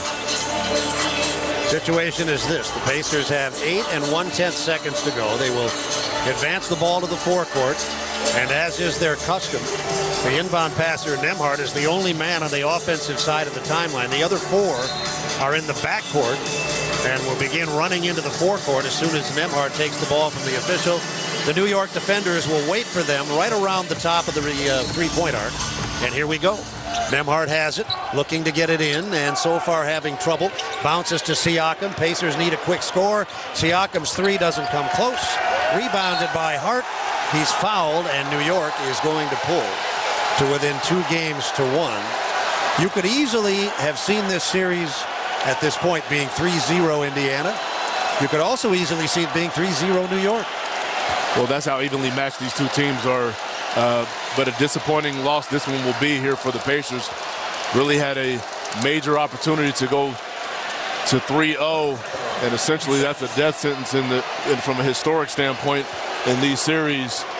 But now it'll be that much more interesting. And the infamous Game 3 in these playoffs strikes again for the Pacers. All three of their losses coming in Game 3. They'll be 10-3 in the postseason. Foul shot is good. No doubt is there that Karl Anthony Towns is our Kroger performer of the game. Yeah, that fourth quarter was incredible. So they'll come in here Tuesday trying to square the series. Hart made the foul shots. And the crowd, which was operating at peak volume for most of the night, now very quiet as Nembhard moves it into the forecourt, misses a three as time expires. All losses in the playoffs hurt, but given the circumstances, this one I think it's fair to say stings the Pacers more than the average playoff loss. It's a painful one. When the opportunity strikes and that window opens and you have a major opportunity to jump through, you got to do it. So a 20-point advantage, you like to turn the lights out, but they were not able to get it done. And the road team now has won all 3 games in this Eastern Conference Championship Series. Kroger, by the way, proudly sponsors our performer of the game, who in this case was Karl Anthony Towns. New York wins Game 3. We'll talk about it. Our post-game coverage next from Gamebridge Fieldhouse. The final score in Game 3 is the New York Knickerbockers 106, the Indiana Pacers 100. You're listening to the Eastern Conference Finals on the Elevance Health Radio Network. Plan ahead for that next conference room meeting at work and watch people come to life when you walk in the room with that purple box from Jack's Donuts. You'll have plenty of choices with over 30 varieties of donuts. Add a 96-ounce box of Jack's, that conference room in style. Let Jack's Donuts take care of your next big corporate meeting. Jack's Donuts since 1961. Learn more at jacksdonuts.com. In Indiana, we grow basketball and soybeans, just like the first bushel baskets used. Oh, look at this. And we got Jose and Tom here, too.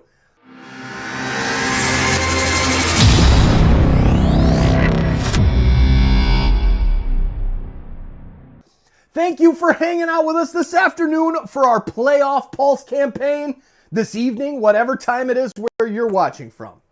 We appreciate you being here. Now's the time of the show. Please check the link that's pinned in the chat, as well as in the description. That's going to take you to our homepage at SickKids Hospital in Toronto, where you can add your donation to our Playoff Pulse campaign or share that link out and politely ask people to help you raise money for SickKids Hospital with Toronto Sports Insider and TSI Tom. You got anything to say there before you go to school, Tom? Well, like and subscribe. Yeah. Thank you for being here. We'll see you back in the chat. Thank you for making a difference with SickKids Hospital in Toronto. Every single one of you. Much appreciated. Cheers, insiders and sports fans from around the world. The Playoff Pulse campaign on Toronto Sports Insider is uniting fans worldwide through the thrill of NHL and NBA playoffs. Every game, every fan, every moment counts.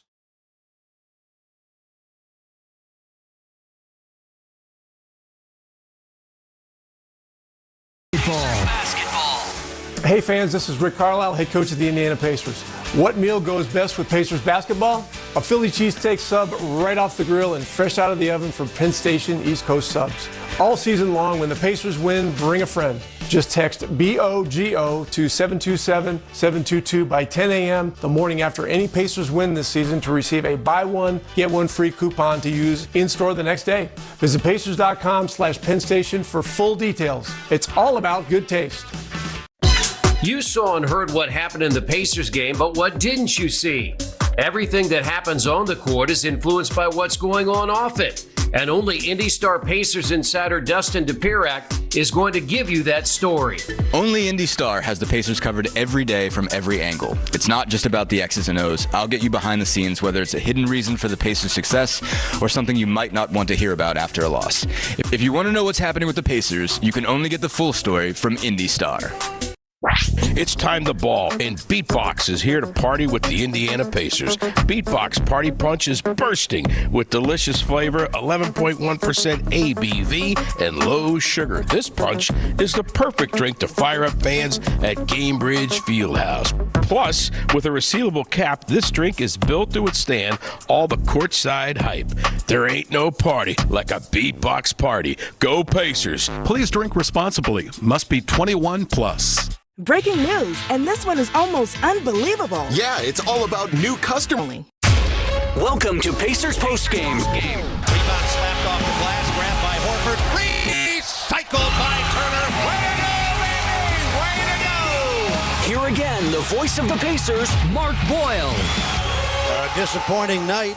It was promising for a while. The Pacers were up 20 in the second quarter, led by 10 going to the fourth, but could not finish their business, and they lose in Game 3. 106-100 with Eddie Gill. I'm Mark Boyle. We'll talk about it. Get ready for Game 4. Take a peek at the West and visit with Eddie White, too. All of that coming on the Elevance Health Radio Network.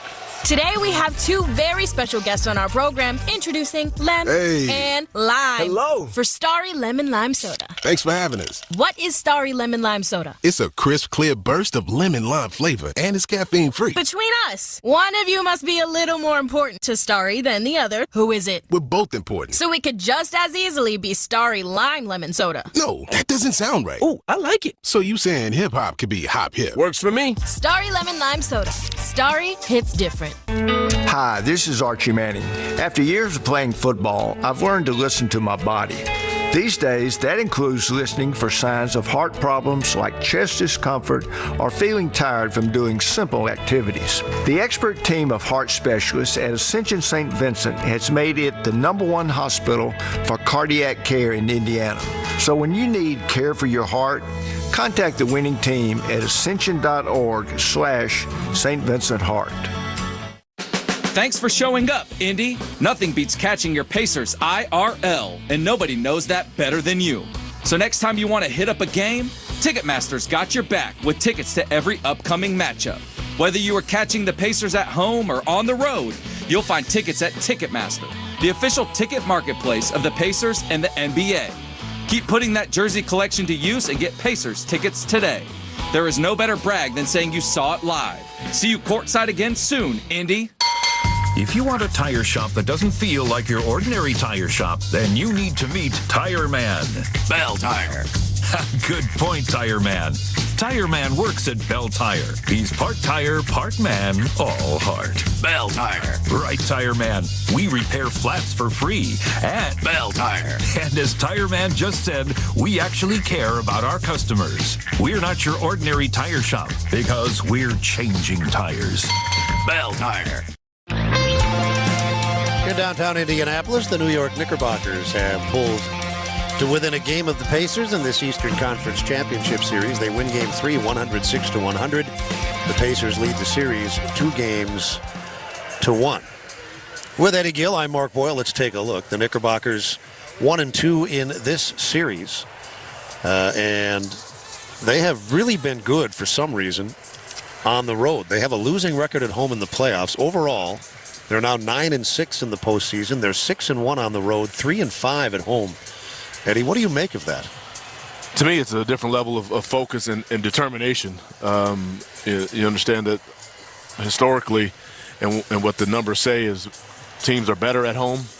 So they clearly are more prepared, more focused, and they're going in with a certain level of competitive spirit. New York has 15 playoff eligible players. They were all active tonight. They were all available. Tom Thibodeau played 9 of them. They all scored. 4 got to double figures.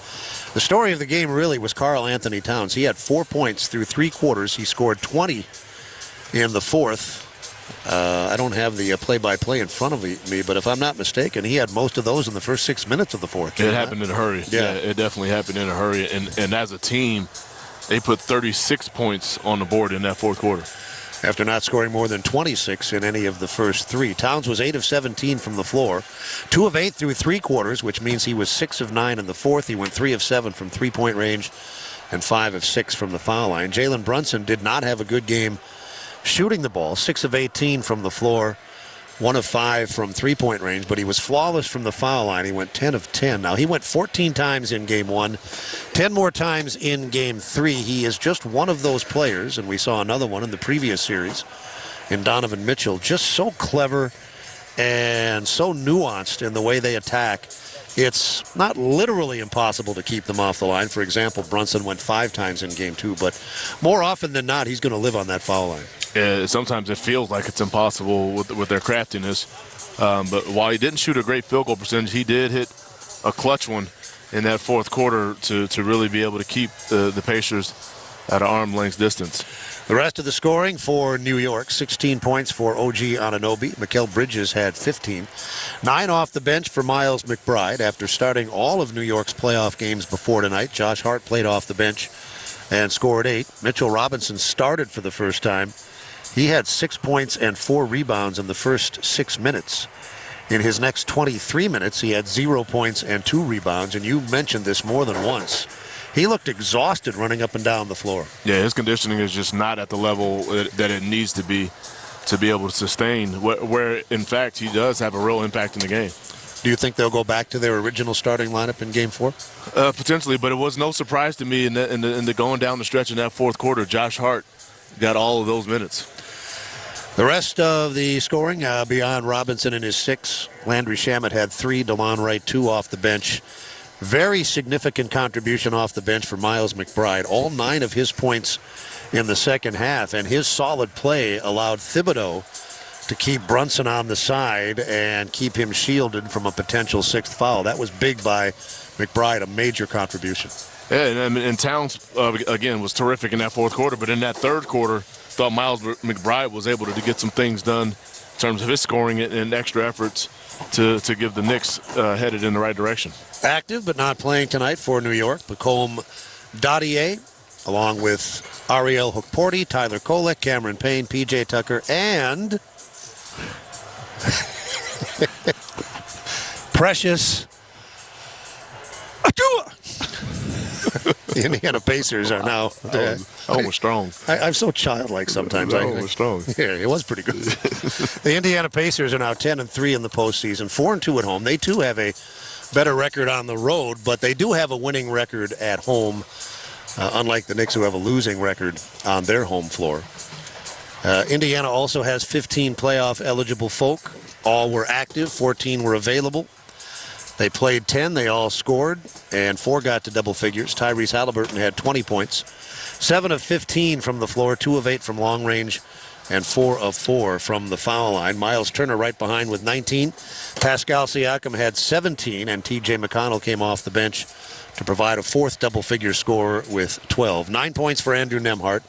He had a tough night shooting the ball, 2 of 9 from the floor.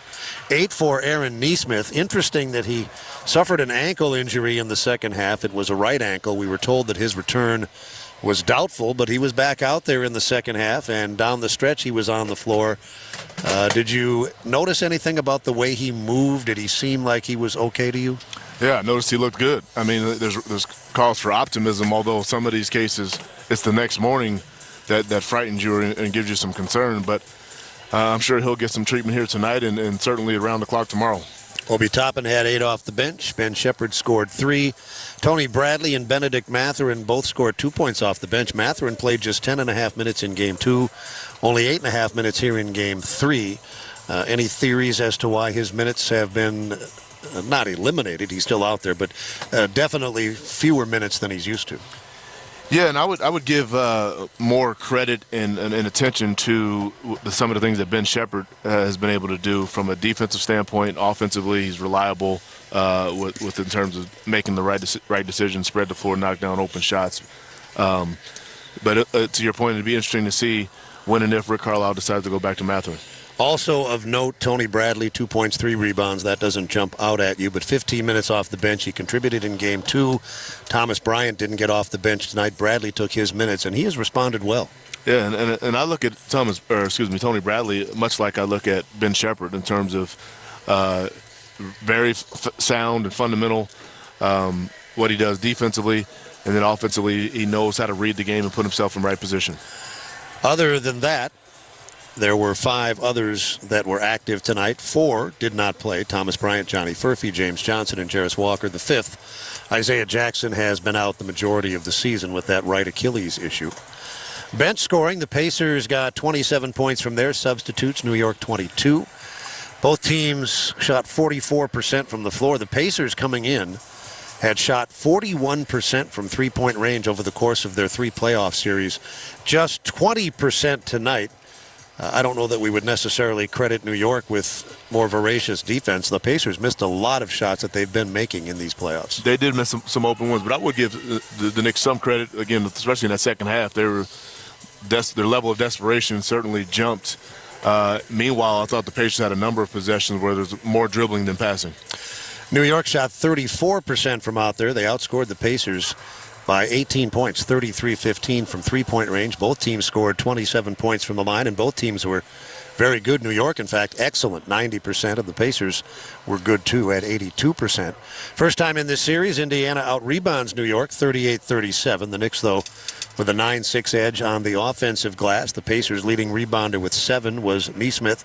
New York had Towns with 15 rebounds to go with his 24 points. It's his 10th double-double of these playoffs. They also had Hart off the bench with 10 rebounds. He had a double-figure rebounding game earlier in this playoff series. Whether he plays off the bench or starts, it doesn't matter. He still does the same things. He's such a valuable player for any team that he plays on, and he really fits in well with this group. Yeah, I mean, just extremely reliable, and it's the randomness of the plays that he makes, and you can't account for, with the exception of, hey, I'm going to go out here and try to match his will and his work, and oftentimes it's a difficult task. New York, 13 assists on 34 field goals. Nobody with more than 4. Indiana, 20 assists on 34 baskets. Halliburton had 6. Other numbers of note, New York had 7 steals. Indiana had 9. The only player from either side with more than 2 was Halliburton. He had 3. The Pacers blocked 4 shots. So did the Knicks. The only player from either side with more than 2 was Anunoby, who had 3. Turnovers, more or less even, 15-14, but the Pacers had the advantage in points off of the turnover, 22-8. The lead changed hands 10 times. The game was tied 9 times. New York led by as many as 5 points in the first quarter, but by quarter's end, the Pacers were up 4. They would not surrender the lead until the fourth quarter. They led by 20 in the second quarter. That was their biggest lead. By halftime, though, the Knicks had gotten it down to 13. By the end of the third, it was 10, and then they outscored the Pacers 36-20 in the fourth quarter, and they won by 6. They took their first lead in the second half at 86-85 on a dunk from Towns with 8 minutes and 2 seconds to go. It went back and forth. The game was tied at 98. The Pacers did not have a lead, though, after the 6-minute mark of the fourth quarter.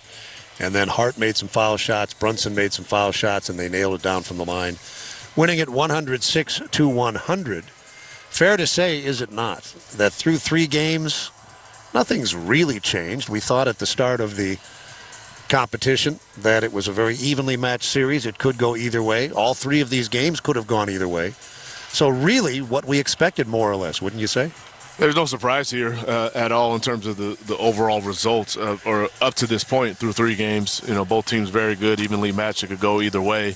From a Pacers perspective, the disappointment of having a 20-point lead in the second quarter, 10-point lead going into the fourth quarter, and losing in the fashion that you did. Pacers lose by 6. They lead 2-1. The Western Conference playoffs, the finals, continue tomorrow. We'll get to that. But first, 10 seconds, network station identification. You're listening to Pacers basketball on the Elevance Health Radio Network.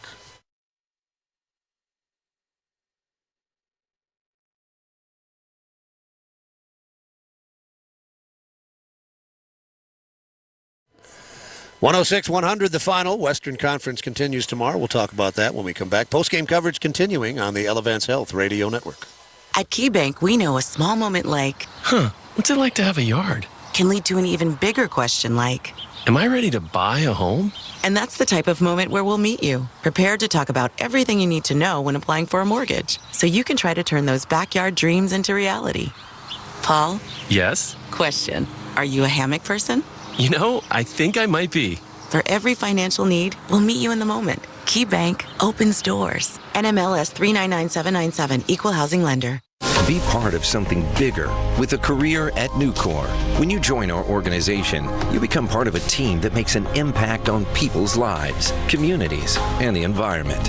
Join us to forge deep bonds with teammates, get the freedom to activate your ideas, and gain the stability to build a lifelong career. Learn more at nucor.com/careers. That's nucor.com/careers. Come be a part of something bigger at Nucor. Nucor is an equal opportunity employer. Hey fans, this is Rick Carlisle, head coach of the Indiana Pacers. Penn Station East Coast Subs prepares the freshest ingredients just for you. Your entire meal from Penn Station features the quality, freshness, and perfectly seasoned flavors that you crave. All season long, when the Pacers win, bring a friend. Just text BOGO to 727-722 by 10 a.m. the morning after any Pacers win this season to receive a buy one, get one free coupon to use in-store the next day. Visit pacers.com/Penn Station for full details. It's all about good taste. Health insurance companies are expected to carry health benefits, but CareSource does so much more. We look beyond doctors' offices and hospitals to see the challenges that face our members. Then we help them achieve not just better health, but better lives.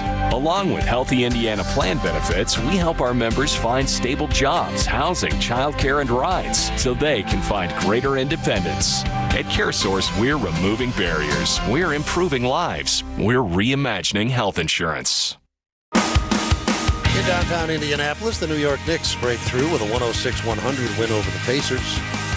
Indiana leads 2-1 with Eddie Gill. I'm Mark Boyle. I apologize for not including Pat Boylan in our conversation. He has been patiently waiting downstairs. The reason I haven't done that, in my defense, is that our analytics department keeps track of these things, and on average, it's 4.7 seconds from the final horn to the time Pat's in his car heading home. So I was surprised to see him still sitting down there. And why are you banished to the corner? You're not at your typical mid-court seat anymore. To be clear, I wasn't asking to be on the post-game show. It's just when you leave right after the game, the parking garage is so bad that you either sit here and listen to you guys here or in the car. So I was just listening to you guys.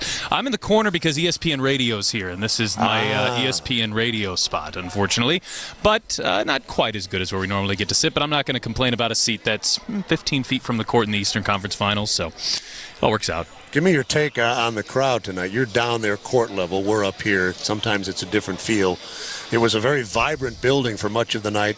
In the fourth quarter, though, the Knicks, with their comeback, put a little bit of a damper on that. How did it feel down there with the crowd? Yeah, electric. I mean, I think what you've come to expect here from a Pacers home game crowd in the playoffs, it's really, really alive. As you say, vibrant, I think, is a really good word to describe it. And these fans were just trying to kind of will the Pacers across the finish line, and unfortunately they couldn't do so. A frustrating night in that Indiana puts up 55 points with 3:20 left in the first half. Their offense was clicking on all cylinders, but from then on, just 45 points the rest of the night, the 42 points in the second half. The second fewest they've had in a playoff half this year. So what they were able to accomplish in the first half that had this building so loud, they unfortunately couldn't in the second. So this series is 2-1. The Western Conference series is 2-1 with Oklahoma City leading Minnesota. Now, we have said consistently throughout the course of these playoffs that we think, we being Eddie and I. Pat, you haven't chimed in on this. Eddie and I are of the opinion that Oklahoma City is the best team in the NBA. Are you on board with that? I also am. I was a little surprised to see how Game 3 went. I thought Minnesota would fight back and get a win, but by 42 points or whatever it was, that was surprising. But, yeah, I think when you win 68 games, you've earned that. Well, where I'm going with this is, and Pat just brought it up, it was a 42-point win for Minnesota. Eddie, does that change your view of this series in any way? No, not at all. I just, so I would agree with Pat that you don't necessarily anticipate that team going down in that fashion, but it certainly doesn't change my view as to who will come out of that series. So they lead 2-1, and they'll try to get a stranglehold on that series tomorrow when they play in Minnesota. This series resumes on Tuesday. Pacers and the Knickerbockers on this floor. When we come back, we'll get ready for Bet365 Pacers Overtime. Eddie White will join us on the Elevance Health Radio Network. When you need mealtime inspiration, it's worth shopping Kroger for mouth-watering meals and appetizing ingredients. And no matter what tasty choice you make, our low prices add up to big savings. Plus, you get over $600 in digital coupons each week and up to $1 off per gallon at the pump and points. At Kroger, you always get big flavors and big savings. Kroger, fresh for everyone. Fuel restrictions apply. The best athletes don't just play the game, they change it. When it comes to investing, Gainbridge is doing the same. Their online platform does things differently by putting you in control, so you can invest on your own terms and grow your savings over time. It's a better way to invest, because it's investing your way. Get started today with as little as $1,000 at Gainbridge.io. Gainbridge is an official partner of the Indiana Pacers. They don't call it Sailor Jerry's spiced rum for nothing. We make our rum in the name of Norman Sailor Jerry Collins, father of the old school tattoo. You've seen the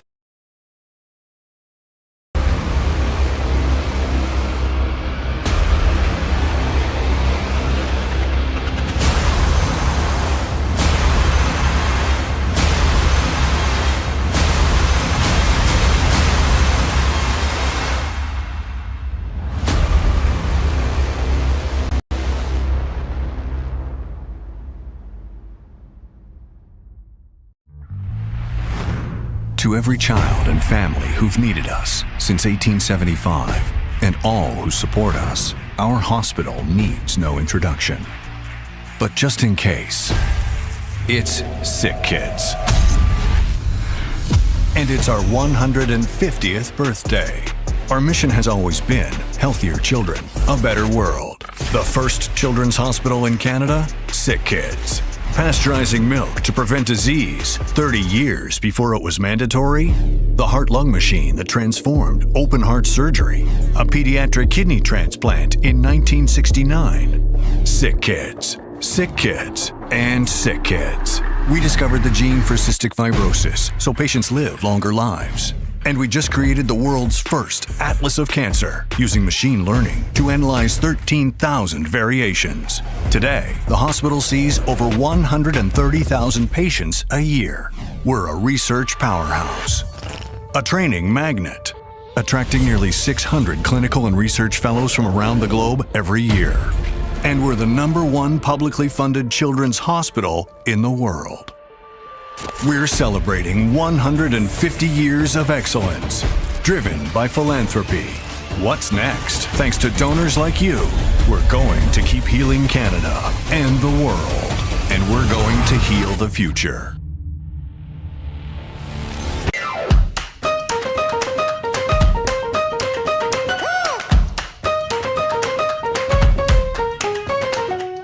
Thank you, thank you, thank you. Thank you so much. Thank you. Thank you. Thank you from the bottom of my heart. I want to thank you. Thank you for supporting the kids. God. Thank you for helping us save kids' lives. Thank you. Thank you so much. Thank you for being. Thank you.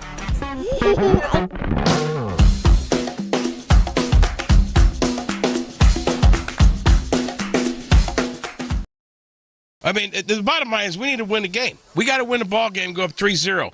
We had a great race. I get it. But the fact is the Pacers are 0-4 on the night of the Indianapolis 500. So we'll play the day before, we'll play the day after, and you can call it Pacers and Racers and wear the T-shirts and all this stuff, but I'm done with it. That's why we lost.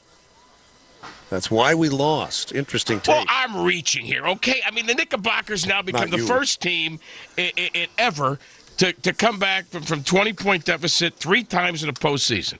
They did it twice to Boston and, of course, tonight. So I'm reaching for straws here. I'm reaching for straws here. I mean, we're up 20. We had it. It was boom. It was in our hands. And then that second half, what the hell did we get outscored in the second half? It was like, holy smokes. It was by a lot of points. 61-42. 61-42. But there's always a positive lining. This was the first loss in our 8 clutch playoff games. So, and listen, when the series started, if you told me, hey, Eddie, after 3 games, it's going to be 2-1, I'd take it. Sign up in a heartbeat. Bada bing, bada boom. But now we got to come back on, when the hell is it, Tuesday? Tuesday night. Got to get Tuesday night. And then this way it gives you another trip to New York. You like New York, get your cigar, walk around the city, bada bing, bada boom, win it in 5, and then we move on to the finals.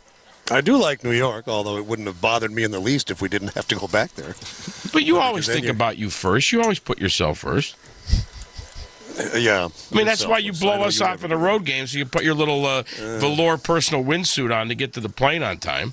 Mm-hmm. Do you have anything relevant to add to the conversation? No, it's good to have Pat here. Pat's bringing a lot to the table. It's good to have Pat chime in. And, Pat, what do you got? Well, Eddie, you are always looking for the positive spin on things, or the glass half full. So how about this? The Pacers are, yes, 0-3 in Game 3s, but if you look at their Game 4s, how they responded to those Game 3s, 26-point win against Milwaukee in the first round and a 20-point win against Cleveland in the second round, including a game the Pacers got up by 40. So the precedent is to lose Game 3, and then it is to respond emphatically in Game 4. We'll see if that continues on Tuesday. I like that. Ernie Banks said, let's play 2. I'm going to say, let's play 4. Game 4. I like that. I really like that. Eddie Gill, what do you got for us tonight?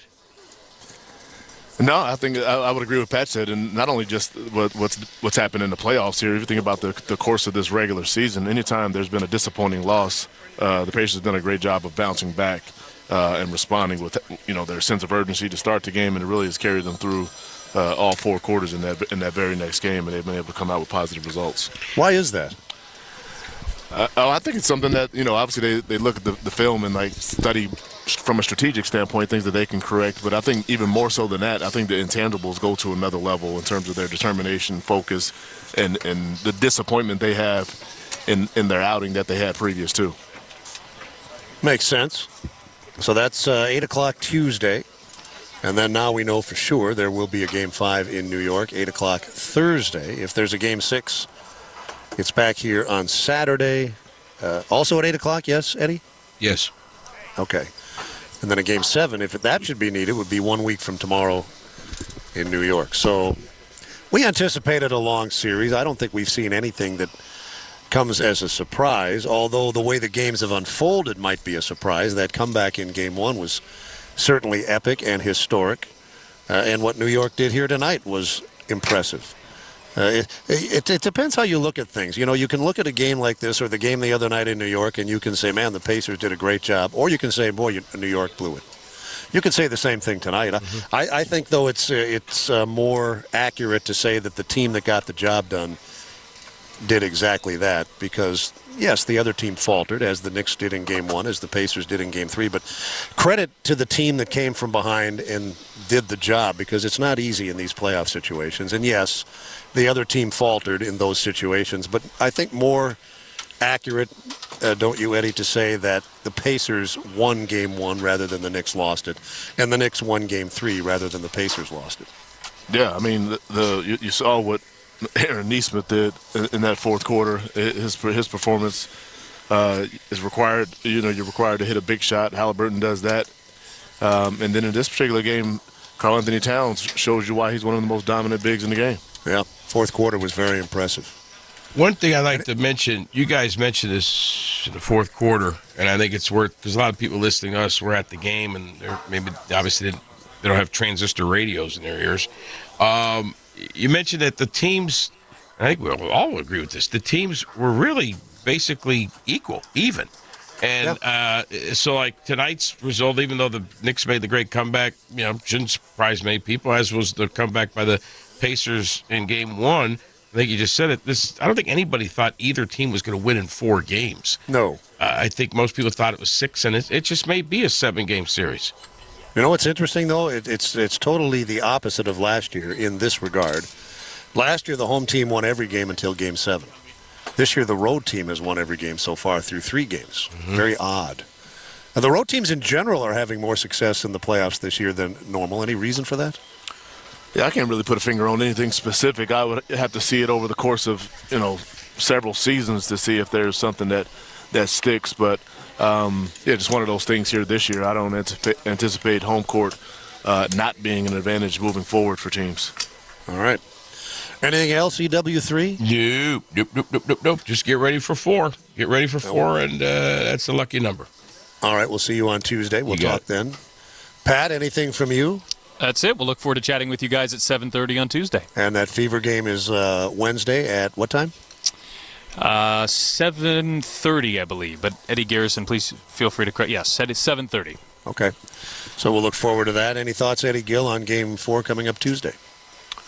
Another interesting one. You and I talked about this before the game. The next game always seems the most interesting and challenging for both teams. So it'll be interesting to see what the health of each teams are. We saw some guys get banged up a little bit here tonight. And then again, it'll be very important for really both teams to come out with a major level of focus. All right, that's an 8 o'clock start. Pat has the Kroger pregame show at 7:30. For all who contributed to tonight's broadcast, including our on-site engineer, Scott Fenstermaker, our studio producer, Eddie Garrison, Pat Boylan, and Eddie Gill, I'm Mark Boyle. Thank you. It's been a pleasure and a privilege. Final score again tonight from Gainbridge Fieldhouse, the world's greatest basketball arena. In Game 3 was the New York Knickerbockers 106, the Indiana Pacers 100. Pacers lead the series 2-1 heading into Game 4 on Tuesday. And you've been listening to the Eastern Conference Finals on the Elevance Health Radio Network. You've been listening to Pacers Postgame. The National Basketball Association on SiriusXM. For a full list of games and channels, go to SiriusXM.com/NBA schedule.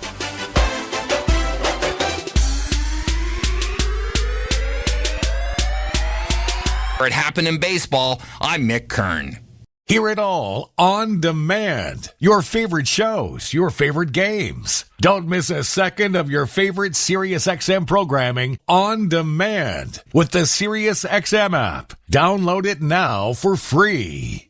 I'm Frank Trachtenberg with your SiriusXM sports schedule for Sunday, May the 25th. All times are Eastern, and please remember, all games, times, and channels are subject to change. Check SiriusXM.com for the latest updates. In the NBA playoffs, 8 p.m., Indiana Pacers take on the New York Knicks. Pacers on Sirius XM channels 86 Internet 891, Knicks on Sirius XM channels 81 Internet 899, national feed on Sirius XM and Internet channels 80. 7:10 p.m., New York Mets face the LA Dodgers. Mets on Sirius 208 XM 175 and Internet 858, Dodgers on Internet 854, national feed on Sirius XM and Internet channels 89, Spanish feed on Sirius 209 XM 176 and Internet 871.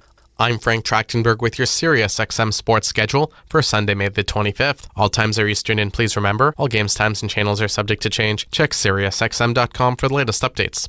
In the NBA playoffs, 8 p.m., Indiana Pacers take on the New York Knicks. Pacers on Sirius XM channels 86 Internet 891, Knicks on Sirius XM channels 81 Internet 899, national feed on Sirius XM and Internet channels 80. 7:10 p.m., New York Mets face the LA Dodgers. Mets on Sirius 208 XM 175 and Internet 858, Dodgers on Internet 854.